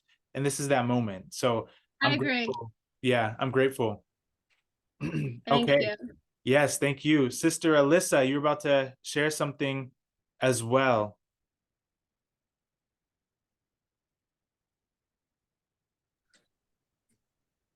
Prior to the information you just dropped, or no, I just as Kaylin was speaking, I saw your hand go up again, so I just thought this would be a good time before I get back to the slides. It's only 2 o'clock, so we're actually doing great on time. So yeah, I don't think I have anything to say other than I resonate with what was her name, sorry, Kaylin. Other than what Kaylin said, yes, like just that it's time, right? Yeah, there's been many teachers and such, and I'm grateful that we're here and shining. Yeah, simple, right? Very, very simple. Beautiful. Thank you, sister. Okay, so wonderful. I'm glad that this is hitting home and sparking. May I shoot my question before we keep going to the next slide? Yes, Lama, go for it. Thank you for the reminder. You might be getting into this in a further slide, so if you are, I apologize. I'll wait to see it in the recording later, but when it comes to PMAs versus churches. Okay, yeah. I was wondering if there's any kind of, aside from the fact that a true church is a spiritual entity, whereas a PMA is an entity created, it's a private organization created on paper. Other than that, what the differences, similarities, advantages, disadvantages? Yes, great question. Now that, but since earlier you mentioned, how you can make a PMA a member of a church, it doesn't matter it's not as pressing of a question, but I'm still kind of curious about, yeah, that's a great question. What the differences are and why one over the other. Are they pretty much equal, or is, one is more secular or one is more? Right. Yeah. So that's a great question. It's a great segue to end this slide. And this is the difference. So a couple months ago, I spoke with a brother. I got on the phone with him, an older gentleman, and it was a member from Ren. So her father actually, she wanted me to talk to her father because she said, "Hey, Chris, you're doing a lot of great work. My father's been doing this for, X amount of years. I think you guys could share a lot with each other." So I get on the phone with him. He goes, I'm all happy. I'm like, "Hey, how's it going?" He's like, "I go by many names." That's his first words. He said to me, I was like, "Oh, okay." He goes, "I go by many names. Some call me Chief, whatever. Some call me this. Some call me that. But you can call me." And he says like Mark or something. I'm like, okay. So that's how the conversation started. I took notes. I still think about that conversation. And I think I was asking him about international trade or something like that. And he told me, he said, "Chris, what happens here in America is that you can go to the United States, you can go to the president and you can say, I need this much money to do X, Y, and Z, right? And this is what the natives did. Oh, there's Kaylin. This is what a few other people did with the United States. They asked the United States for money or for assets or for goods. And the United States is rich in resources, not so much spiritual nature. We're getting there. That's why most of us are here. But what happens is the United States will give you whatever, it'll give you whatever you need. You got to dig a little deeper. What happens when that happens? What happens when you go to someone and they give it to you, right? Or someone like the United States, is that you become under their thumb now. Now, since they, yes, under their terms, right? So now that you have taken from them and all this stuff, they gave you the land and everything, but now it's on their terms and their time, right? So I asked him, and he's telling me this story, and I said, okay, so what do we do then? He's like, you got to go back to the roots of which you truly are. He's like, Chris, we're from the stars. He's like, you know this. The only reason we can have this conversation is because I'm one with you, you're one with me, right? And he's talking, Tom's terms equals bondage. Exactly. So you got to go back to the roots. Who were we before there was land? Who were we before there were agreements? Who were we before? And then it clicked. I was like, oh, okay. And so the difference for me, the last thing he said is, there's something. I said, do you operate in the private? And he said, I don't operate in the private. He's like, I'm beyond the private. I'm like, whoa, like literally was like, oh my God. Because for me on my law journey, the highest was like being private. I was like, oh, I'm private. I have a PMA. He's like, nah, man, I'm beyond the private. I'm like, what is beyond the private? And then he says, you got to go back to what you truly are. And then that's when the church showed up for me, right? Because the church is the emanation of God. The temple, the body, you adorn the temple, as Sister Rochelle, if you guys know her on Instagram, Divine Temple, does all this beautiful jewelry and all that stuff. And so the PMA is so you have kind of like the government, if you will. You have the private part of the government and you have the public part of the government, if you will, right? Now, the public and the private, they don't cross. There's no intercourse, right? And this again is bringing innocence to that word intercourse. I'm not talking about the fleshy flesh. I'm talking about an exchange. Okay, there's no intercourse. Public and private are in their own lanes, under the same umbrella still, right? The church is now over here looking at the public and the private. That's how I see it, right? Is you go back to the roots of what you are, which is a spiritual being. The term that humans, or the word that humans use to describe that, could be temple, church, brotherhood. Me and Andre will get into that later. Sisterhood, right? So that's the difference, Lama, is that the PMA is amazing. Honestly, out of all of the commercial things, the PMA is the highest, at least from what I found. Other people might find something else. I think there's something else out there called the DAO, DAO. I don't know too much about it, but I think it's similar to the PMA. So you have that, you have the PMA, which operates in a private capacity. Have your own events, have your own bylaws, your own code of ethics, your own IDs, all those things, trade with each other. Then you have the church, which can do all the things that a PMA can do. But for me, I feel more, not one is better. They just have different functions. The church feels more aligned, right? With the pure being truly coming from within of what I am, where other people might feel like, the PMA is their best bet right now. That's totally cool, right? Someone's mic is unmuted. Oh, brother Sun, what's up, bro? What do you got? Yeah, apologies. I just wanted to add that in.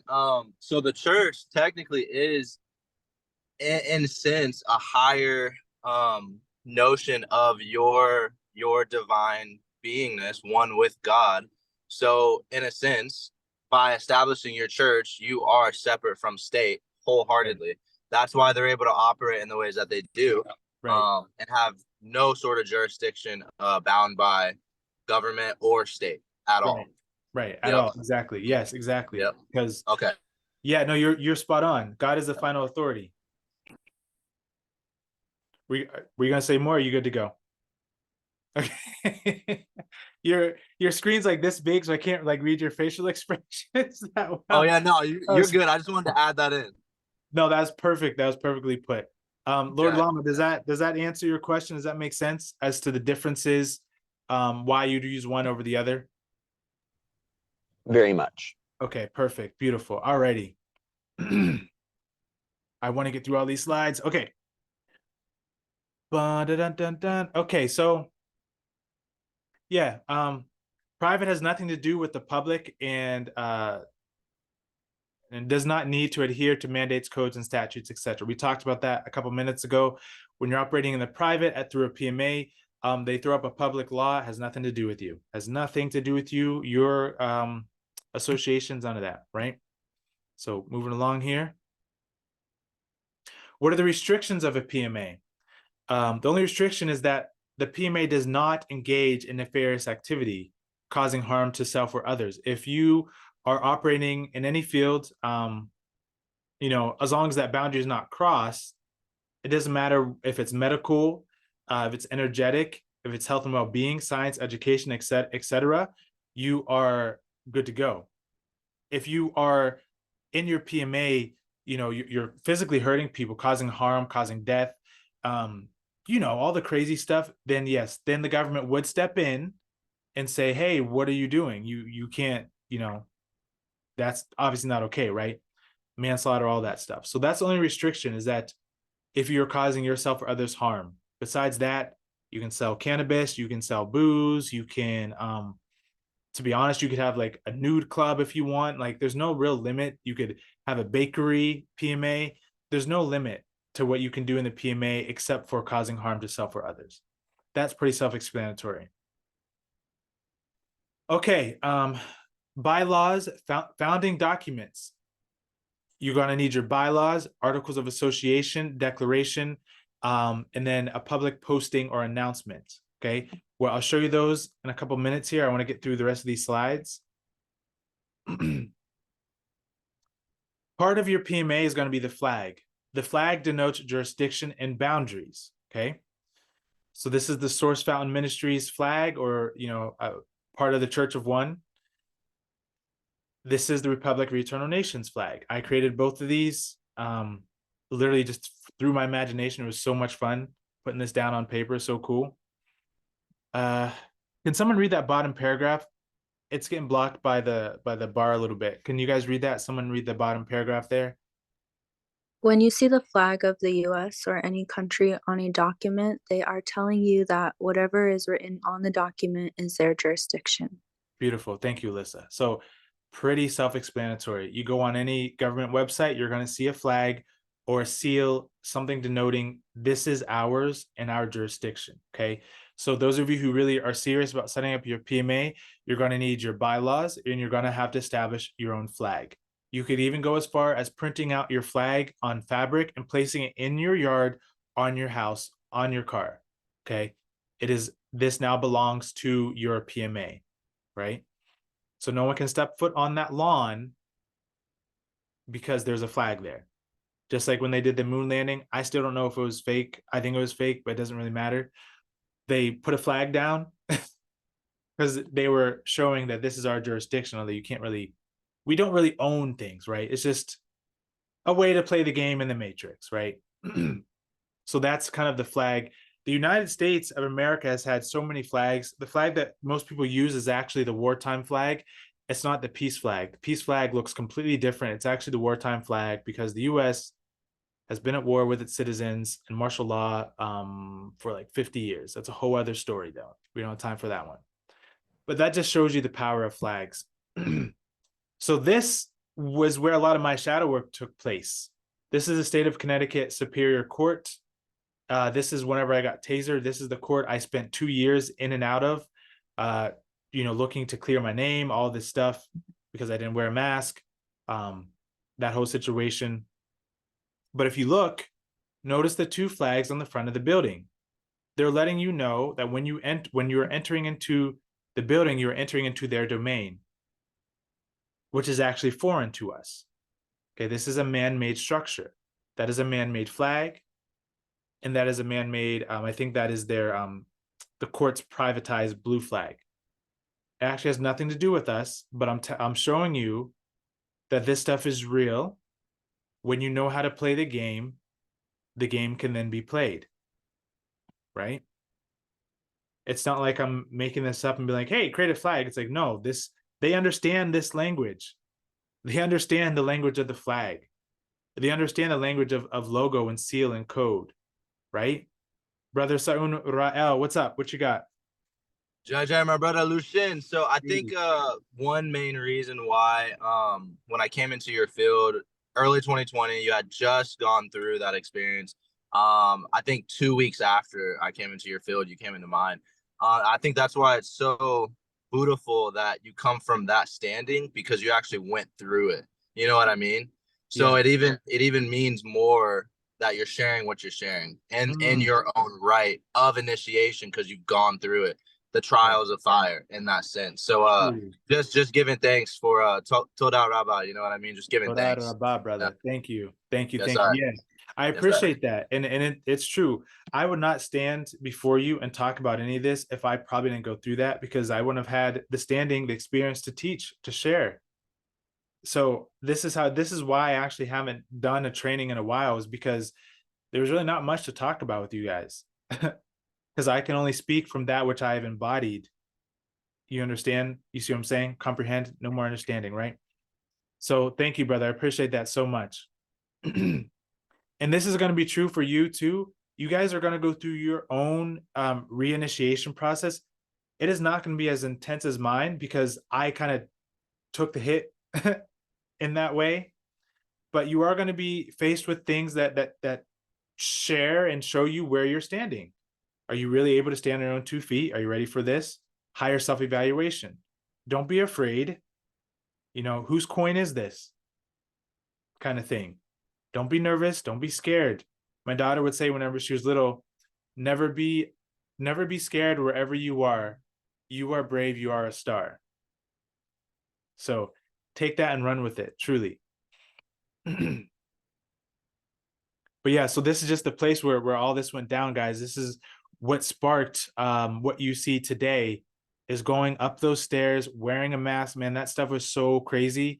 Being yelled at by the judge, standing before him, telling him I'm a living man, him saying, no, you're not. All that stuff took place there. So I actually have a lot of respect for that trial that I went through this darkness that I had to face within myself, reflected externally, to clear, harmonize, and restore that which is pure, holy, and true, so that I could come into proper standing.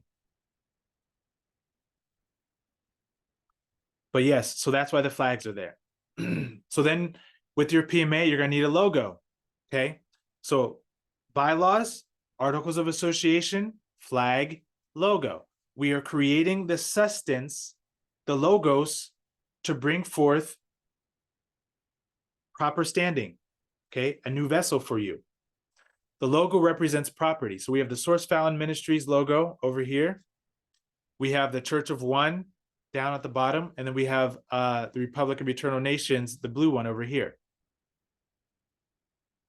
Whenever I do documents, those of you who have received documents from me, you're going to see one of these three, and they all do the same thing. Whether I'm sharing the Source Fountain one or the church or the PMA, it really doesn't matter. It just says to you, okay, so that's a part of that.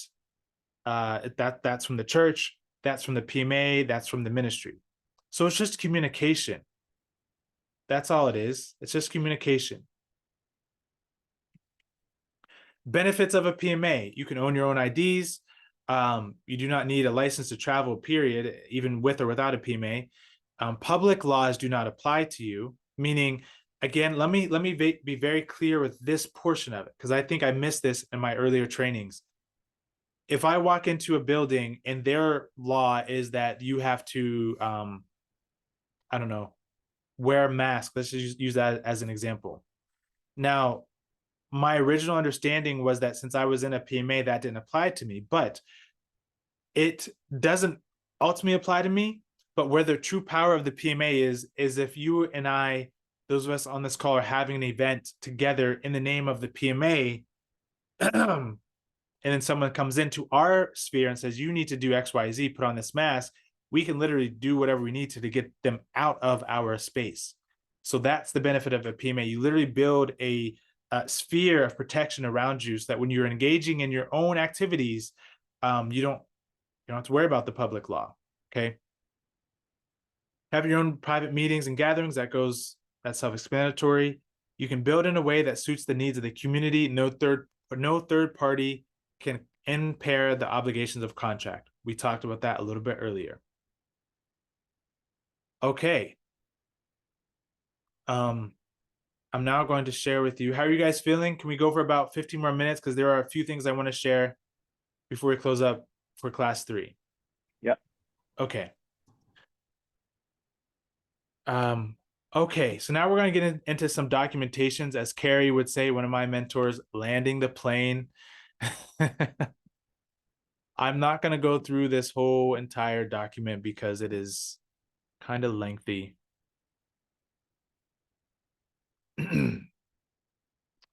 So this is the Articles of Association for the PMA. I think this is one version of it. The Articles of Organization for the Republic of Eternal Nations, okay? I usually don't share this with people, but I'm sharing with you all here now. So this looks super complicated, right? Is anyone getting anxiety right now? If you are, don't worry about it. It's not as scary as it seems. It could actually be way more simple than all this. I will share the templates. Article 1, name and objectives, membership, members generally, officers, all this stuff.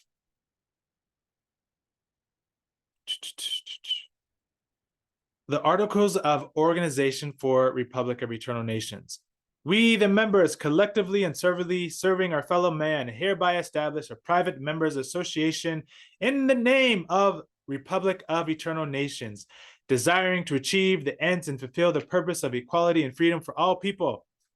The Articles of Organization are hereby established for the Private Members Association. I think I have another version of this. I think this was like the first one I ever did. So this one is not up to date, but it gets the job done. So yeah, whenever you set up your own PMA, I will walk you through this. You will not have to do this by yourself. This is not something I'm gonna, feed you to the wolves to. The objective, the name of the association shall be REN, Republic of Eternal Nations, to ensure equality and freedom for all people through honest property claims and independent responsibility, agriculture and spiritual independence, to advocate for the improvement and professional dignified conditions of the members, right? So it sounds super wordy. So just scrolling through, you can set up all kinds of things. This becomes your playground.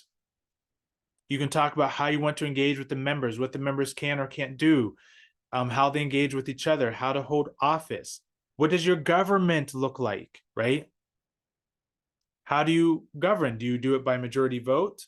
Do you do it by roundtable council meetings? I think in my updated PMA, I talk more about the roundtable council meetings because the mentor who taught me how to do PMAs has been doing this for like 30, 40 years. And he still kind of used some old terminology that I felt was outdated. So I kind of upgraded it, but not in this version. We were doing a great job of holding bi-weekly meetings. We have felt as within the PMA, we have not done that as much as I would like, but something I want to get back to, but something when you set up your PMA, you can do that as often or not as you want. You can hold office, right? We have office holders. Some of you might know who they are. Rochelle, Jasiri, they were in there holding office for a while in the PMA, different roles you can apply. You want to have a president, you can put a president in there. You can have a vice president, you can have a secretary, literally whatever you want, it goes, okay? How do you handle proceedings?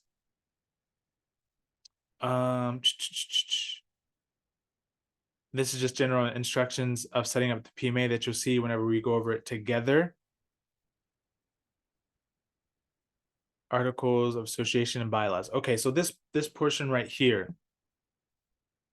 Let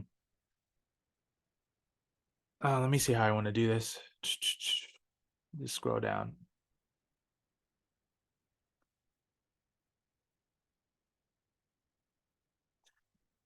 Okay, so what you're seeing is these articles, right? So whenever you go through a PMA, and I'll show you whenever we do it together, you're going to have your articles of association, which just is literally just outlining how you associate with each other, with the members. That's what it's doing. Okay. And that the one I showed you is about 20 pages long. We're not going to go through all of it. And then we get into the bylaws. So the bylaws would be like, if I have my ID here. So the PMA has the authority to travel freely on the public highways and byways without interference. Article 1.2. Article 2.11 would say the PMA shall have the authority of travel ID or driver's license and all other attributes of a human being, individual, person, or otherwise. So that would be like a bylaw. It's like your law. You get to set up your own law. Okay. Now, this training is not a PMA setup training or church setup training. This is a flash. So boom. There's the flash through the PMA. And then those of you who are serious and actually want to go forward and do this deeper, I'm here for that. But I did just want to show you that part. And then I have another document that I would like to share with you. Where did you go, little friend?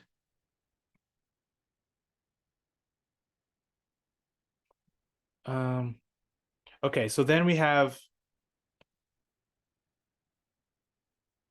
the impairments of contracts that I was talking about. I actually did find it. Thought I found it. I lost it again. Okay, never mind. We're not going to do that. So in your PMA, you can do things like this. Okay, so this is, what are you guys seeing on the screen right now? Just like a double click to enter full screen mode. What's that? We're not seeing anything. Yeah, I think there's a glitch going on. Hold on, let me see. Let me try that again. Okay, let me know now. Anything? Still loading. Huh. Okay. That might be our cue to wrap it up. So yeah, you know what? I'm gonna follow. Yes, sir. Yes, sir. yeah. I'm gonna follow that and just stop here and save room for day 3 questions, clarity. You know, we covered a lot. Spirit of St. Chris, you did enough. It's 2:30. Chill out. Go ahead, Clay. So one of the questions, as far as language is concerned, right, which on the one hand, it's like feels answered because, you know, it's like the true standing, the I am standing. And, you know, we're talking about PMA in the 508 world, you know, there's, you can hear a lot about integrated auxiliaries, right? So being an integrated auxiliary of the church as another path to being being connected or of the church. Do you have any thoughts on, you know, on how that's set up?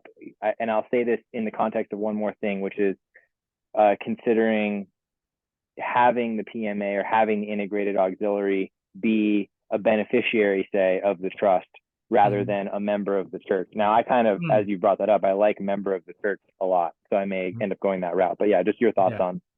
Yeah, so I'm actually not too familiar with integrated auxiliary, so you could enlighten me on that specifically, but just from the context of the question, yeah, you could have that be a member. You could have that be a member of the church, or you could have it be a member of the PMA. And the thing that you would do, you need to write up an agreement between the two. That's all you have to do, right? It would just be some sort of statement saying that this church accepts integrated auxiliary as a member, or the PMA accepts this as a member. Here's our agreement. You can even publish it in the newspaper if you want. You can publish it on your own newspaper. You can publish it in our PMA, right? So the answer to your question is yes, although I don't know specifically what integrated auxiliary is. Yeah. Okay. No, I think that's helpful. Thank you. Okay. All right. Cool. All right. So then, Jessica. Yeah, so my question, you might have gone over this on Friday and I had to step out for a period of time, but becoming a minister, is that once you establish the church, can you establish yourself as the minister? Because I know yesterday you were talking about becoming an ordained minister. So are there more formal steps than that to just become a minister itself? So two-part answer. One, in some people's world, yes. In my world, no. Because so I can ordain you, right? I've ordained, I think Justin and a few other people within the PMA. I know Brother Andre is also a minister. We had another minister on here yesterday. So the ordination process is really just a recognition of you stepping forth in your own power, preparing to be hey Lama, take care, brother. Love you so much, my friend. We'll chat soon. So I could ordain you and you would get a certificate of ordination. And then when you set up the church, so how you set up a church, you would again need your founding documents. You need a minister of the church. So you would automatically be the minister of your church, right? So it's not two separate things. They actually go hand in hand. You set up the church and you become a minister at the same time. I don't think it would make sense to set up a church without being a minister though, because it just kind of, I mean, you could, but I don't know, just it feels like a part of the process wouldn't be fulfilled, if that makes sense to you. It does. Yeah. Yeah. Okay. You're welcome. All right. So who we got? Kaylin, and then Renee, and then Brother Andre. Real quick. So we're using our straw man name on all these documents. Is that correct? For like the trust, for example, and you don't have to. No. Okay. You don't have to. Yeah, I'm just looking for my trust papers I had yesterday. I shared with you guys. I don't think I used my straw man. I think I spelled KRYS as the trustee. The reason I'm asking is because I'm assuming the bank is going to ask for some kind of ID, which I'm feeling like I'm going to bring a passport. Yeah. I didn't know if there would be a complication with that you know about. Also, are there any other like crucial or vital keywords that need to be? I know you said yesterday you said that could be short, long, we can write in code. I could tell you like to write in code and you said you like to write. I do too. But is there anything that like, it's almost like a non-negotiable as far as language goes that we really should include or must include? Whenever we're setting up the trust, like when you take it to the credit union and stuff like that? Yeah. Honestly, no. I took mine, and even the mentor that I worked with, he said like you just write what you want to write and take it to them. And we have to remember, we think of this system as this big overarching scary. It's just people. I've talked to people from the IRS. I've talked to police officers. I've talked to agents from the bank. It's just people. It's really the system is just human beings. And so there's literally nothing to be afraid of. And so whenever I went into this bank, I sat down in my full capacity, showed her my ID, took my trust documents, wrote in how I wanted to. She didn't even really read it, because people really like, think about it. Would you sit there and just like really read a word? No. You just want to make sure. She said, I just want to make sure we have a trustee. We do have a trustee. Can you show me where? Right here. And I said, Chris Rael is a trustee. Boom. Okay, great. Where's your ID? Like I said yesterday, I tried to use my Rent ID, but that bank specifically stopped using that kind of foreign ID. So you're gonna have to find a bank that either takes your passport and or foreign ID if you want to use that. So there's no specific language other than you got to have a trustee, declaration, resolution, and I think those three things, like I shared yesterday. Perfect. So, thank you. You're welcome. Okay, Renee, and then Brother Andre. Yeah, it's really practical, because I always think of all these things. Okay, this is all the information, and then I'm funneling it down to what would this mean in my life if I change from having a coaching company I have now to the normal system, or to the old system. And then I start a church and a PMA, and I offer coaching and healing for highly sensitive people like I do now. But then through that, how will that work connected to people who give me like, euros and they pay me. And how is that connected? Is it really complicated, or is it like almost the same? I just send them a bill, they pay me money, and then I put it in the trust instead of my business bank account. I don't know. And that my head is always like, I know it's a bit detailed, but it really helps me to sink in, like, okay, this is what it will mean in life. You know what I mean? That's what I was thinking exactly about. And we're tiptoeing into the deeper process of like how to set it up, but I will give a little nugget here. For example, you all paid $48, right? That's connected to the trust, to the PMA, to all that stuff, but you had no idea. So your clients, the people you work with, they don't really need to know. No. What changes, like anything, is you are what changed, right? So when you offer a service, you can have it be linked directly to your trust account. You can have it be linked to your Venmo. You can have people write you a check. Just do however you would do it normally. What changes is the energetics and how you're doing the business now. Does that make sense? Yeah. I also understand why I've been really blocked in growing my company from till now. And I was like, what am I waiting for? There's something like a belief that's holding me back. And now I'm in this class, like, this is it. This is the step. That is why I've been so like slowly going into this. But now I understand this is the step that was needed. So it's really clear. Yeah. You got it. You got it, sister, for sure. Okay. All right, brother Sun, what do you got?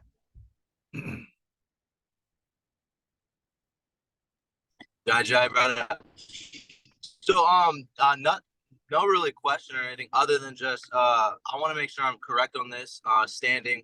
I know I'll be talking with you in private more and paying Energy Exchange for helping me set everything up. But so my understanding was you do have to be an ordained minister in order to open a church, right? Yes. So do you have to be an ordained minister to open up a church? Yeah, that's kind of what I was saying. Like, I don't know if you could really just like open up a church. Like, no, you have to be a minister. Yeah, you have to be a minister. Yep, perfect. Okay.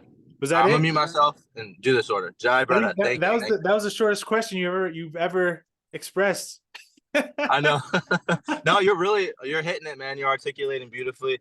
I've already learned so much from you just from being a brother, you know what I mean? And bestowing that wisdom from your experiences. So just giving thanks, my G. Thank you. Always. One second.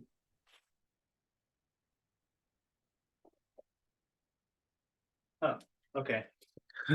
The Mel people are being super loud. All right. So any other questions, thoughts, feelings? We have this recorded. So again, you'll get the recordings. Those of you who do want to go deeper, let me know. We will set it up. And at the very least, think about how, you can just start to feel into your own sovereignty, right? Your own self-governance. For some of you, it might not be like, all right, I'm going to go in, I'm setting my business. It might just be energetically for now, getting familiar with the fact that you truly are free, and then allowing that to speak to you so that you can take physical action, when that arises. But I will say there's no right time. There's only divine time and God's time, right? Source's time, prime creator's time. But if your mind's like, oh, this isn't the right time, this isn't like, you could play that game with yourself if you wanted to, but trust what you feel in your heart. Trust the fact that you showed up here and that you will be supported every single step of the way, because that's the nature of reality. Reality is designed to support itself and be perpetual. It's not designed for failure. Okay. So that is the grand truth. Wow. I can't believe we're actually finished with these flash classes, but I guess that is the wisdom of the flash in the pan, right? It's there and then it's gone. Are we all set? Anyone else have anything you want to share, add before we hop off? You guys getting hungry? Your bodies are like, all right, let's go. I just wanted to say thank you. I appreciate you and all you do, and I'm looking forward to what we all create individually and collectively. Yes, you're welcome. You're so welcome. As far as communication in the future, I've tried to create little groups after these calls, and it works sometimes. But I think it's more wise. I've learned that if you guys really want to go deeper, you're going to message me. If you want to become a member of the PMA, you're going to message. So you guys are on your own standing now. You're on 2 feet within, and I'm here.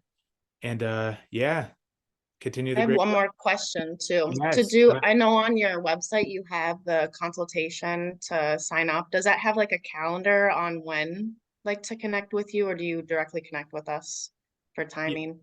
No, yeah. So you just I've had people just book, and then if I'm like, that day doesn't work, I'll just tell them, right? So you can just you can book whenever you want. Yeah, my mind was saying, well, you should talk about this, but I think this is enough because I've shared so much. Yeah. And there's thank enough in these 3 days for you to think about for the next like 2 weeks, honestly. And like I said, I'm always here to go deeper. Well done, truly beautiful. We did it. Woo! Woo! Thank you. All Thank right, you, my Chris. friend. Really Thank you so nice. much. The last thing I will say, this is the last thing. This weekend, Brother Andre and I are going to be doing another class. We're going to harmonize about it tomorrow. You know, tell your friends, tell your family. We're going to be doing some other workshops on some more spiritually aligned things. This was more about the physical, getting this stuff done, but you know, we're going to expand back on higher ethers later on. So that is all for now, guys. I love you all so much. Keep beaming, keep shining. Toda Rabbah and the finest. All that is pure, holy, and true be recognized in all that we say and all that we do. Shemesh rising to you all, guys. Thank you. Yes, you got it. Thank you. The living Wait, sun is wait. eternal. I Okay, got ready? it. So you do this, Woo! right? Then you bring it together, masculine and feminine. Boom, boom, boom. All right, guys, love you all. Peace. Bye. Well done.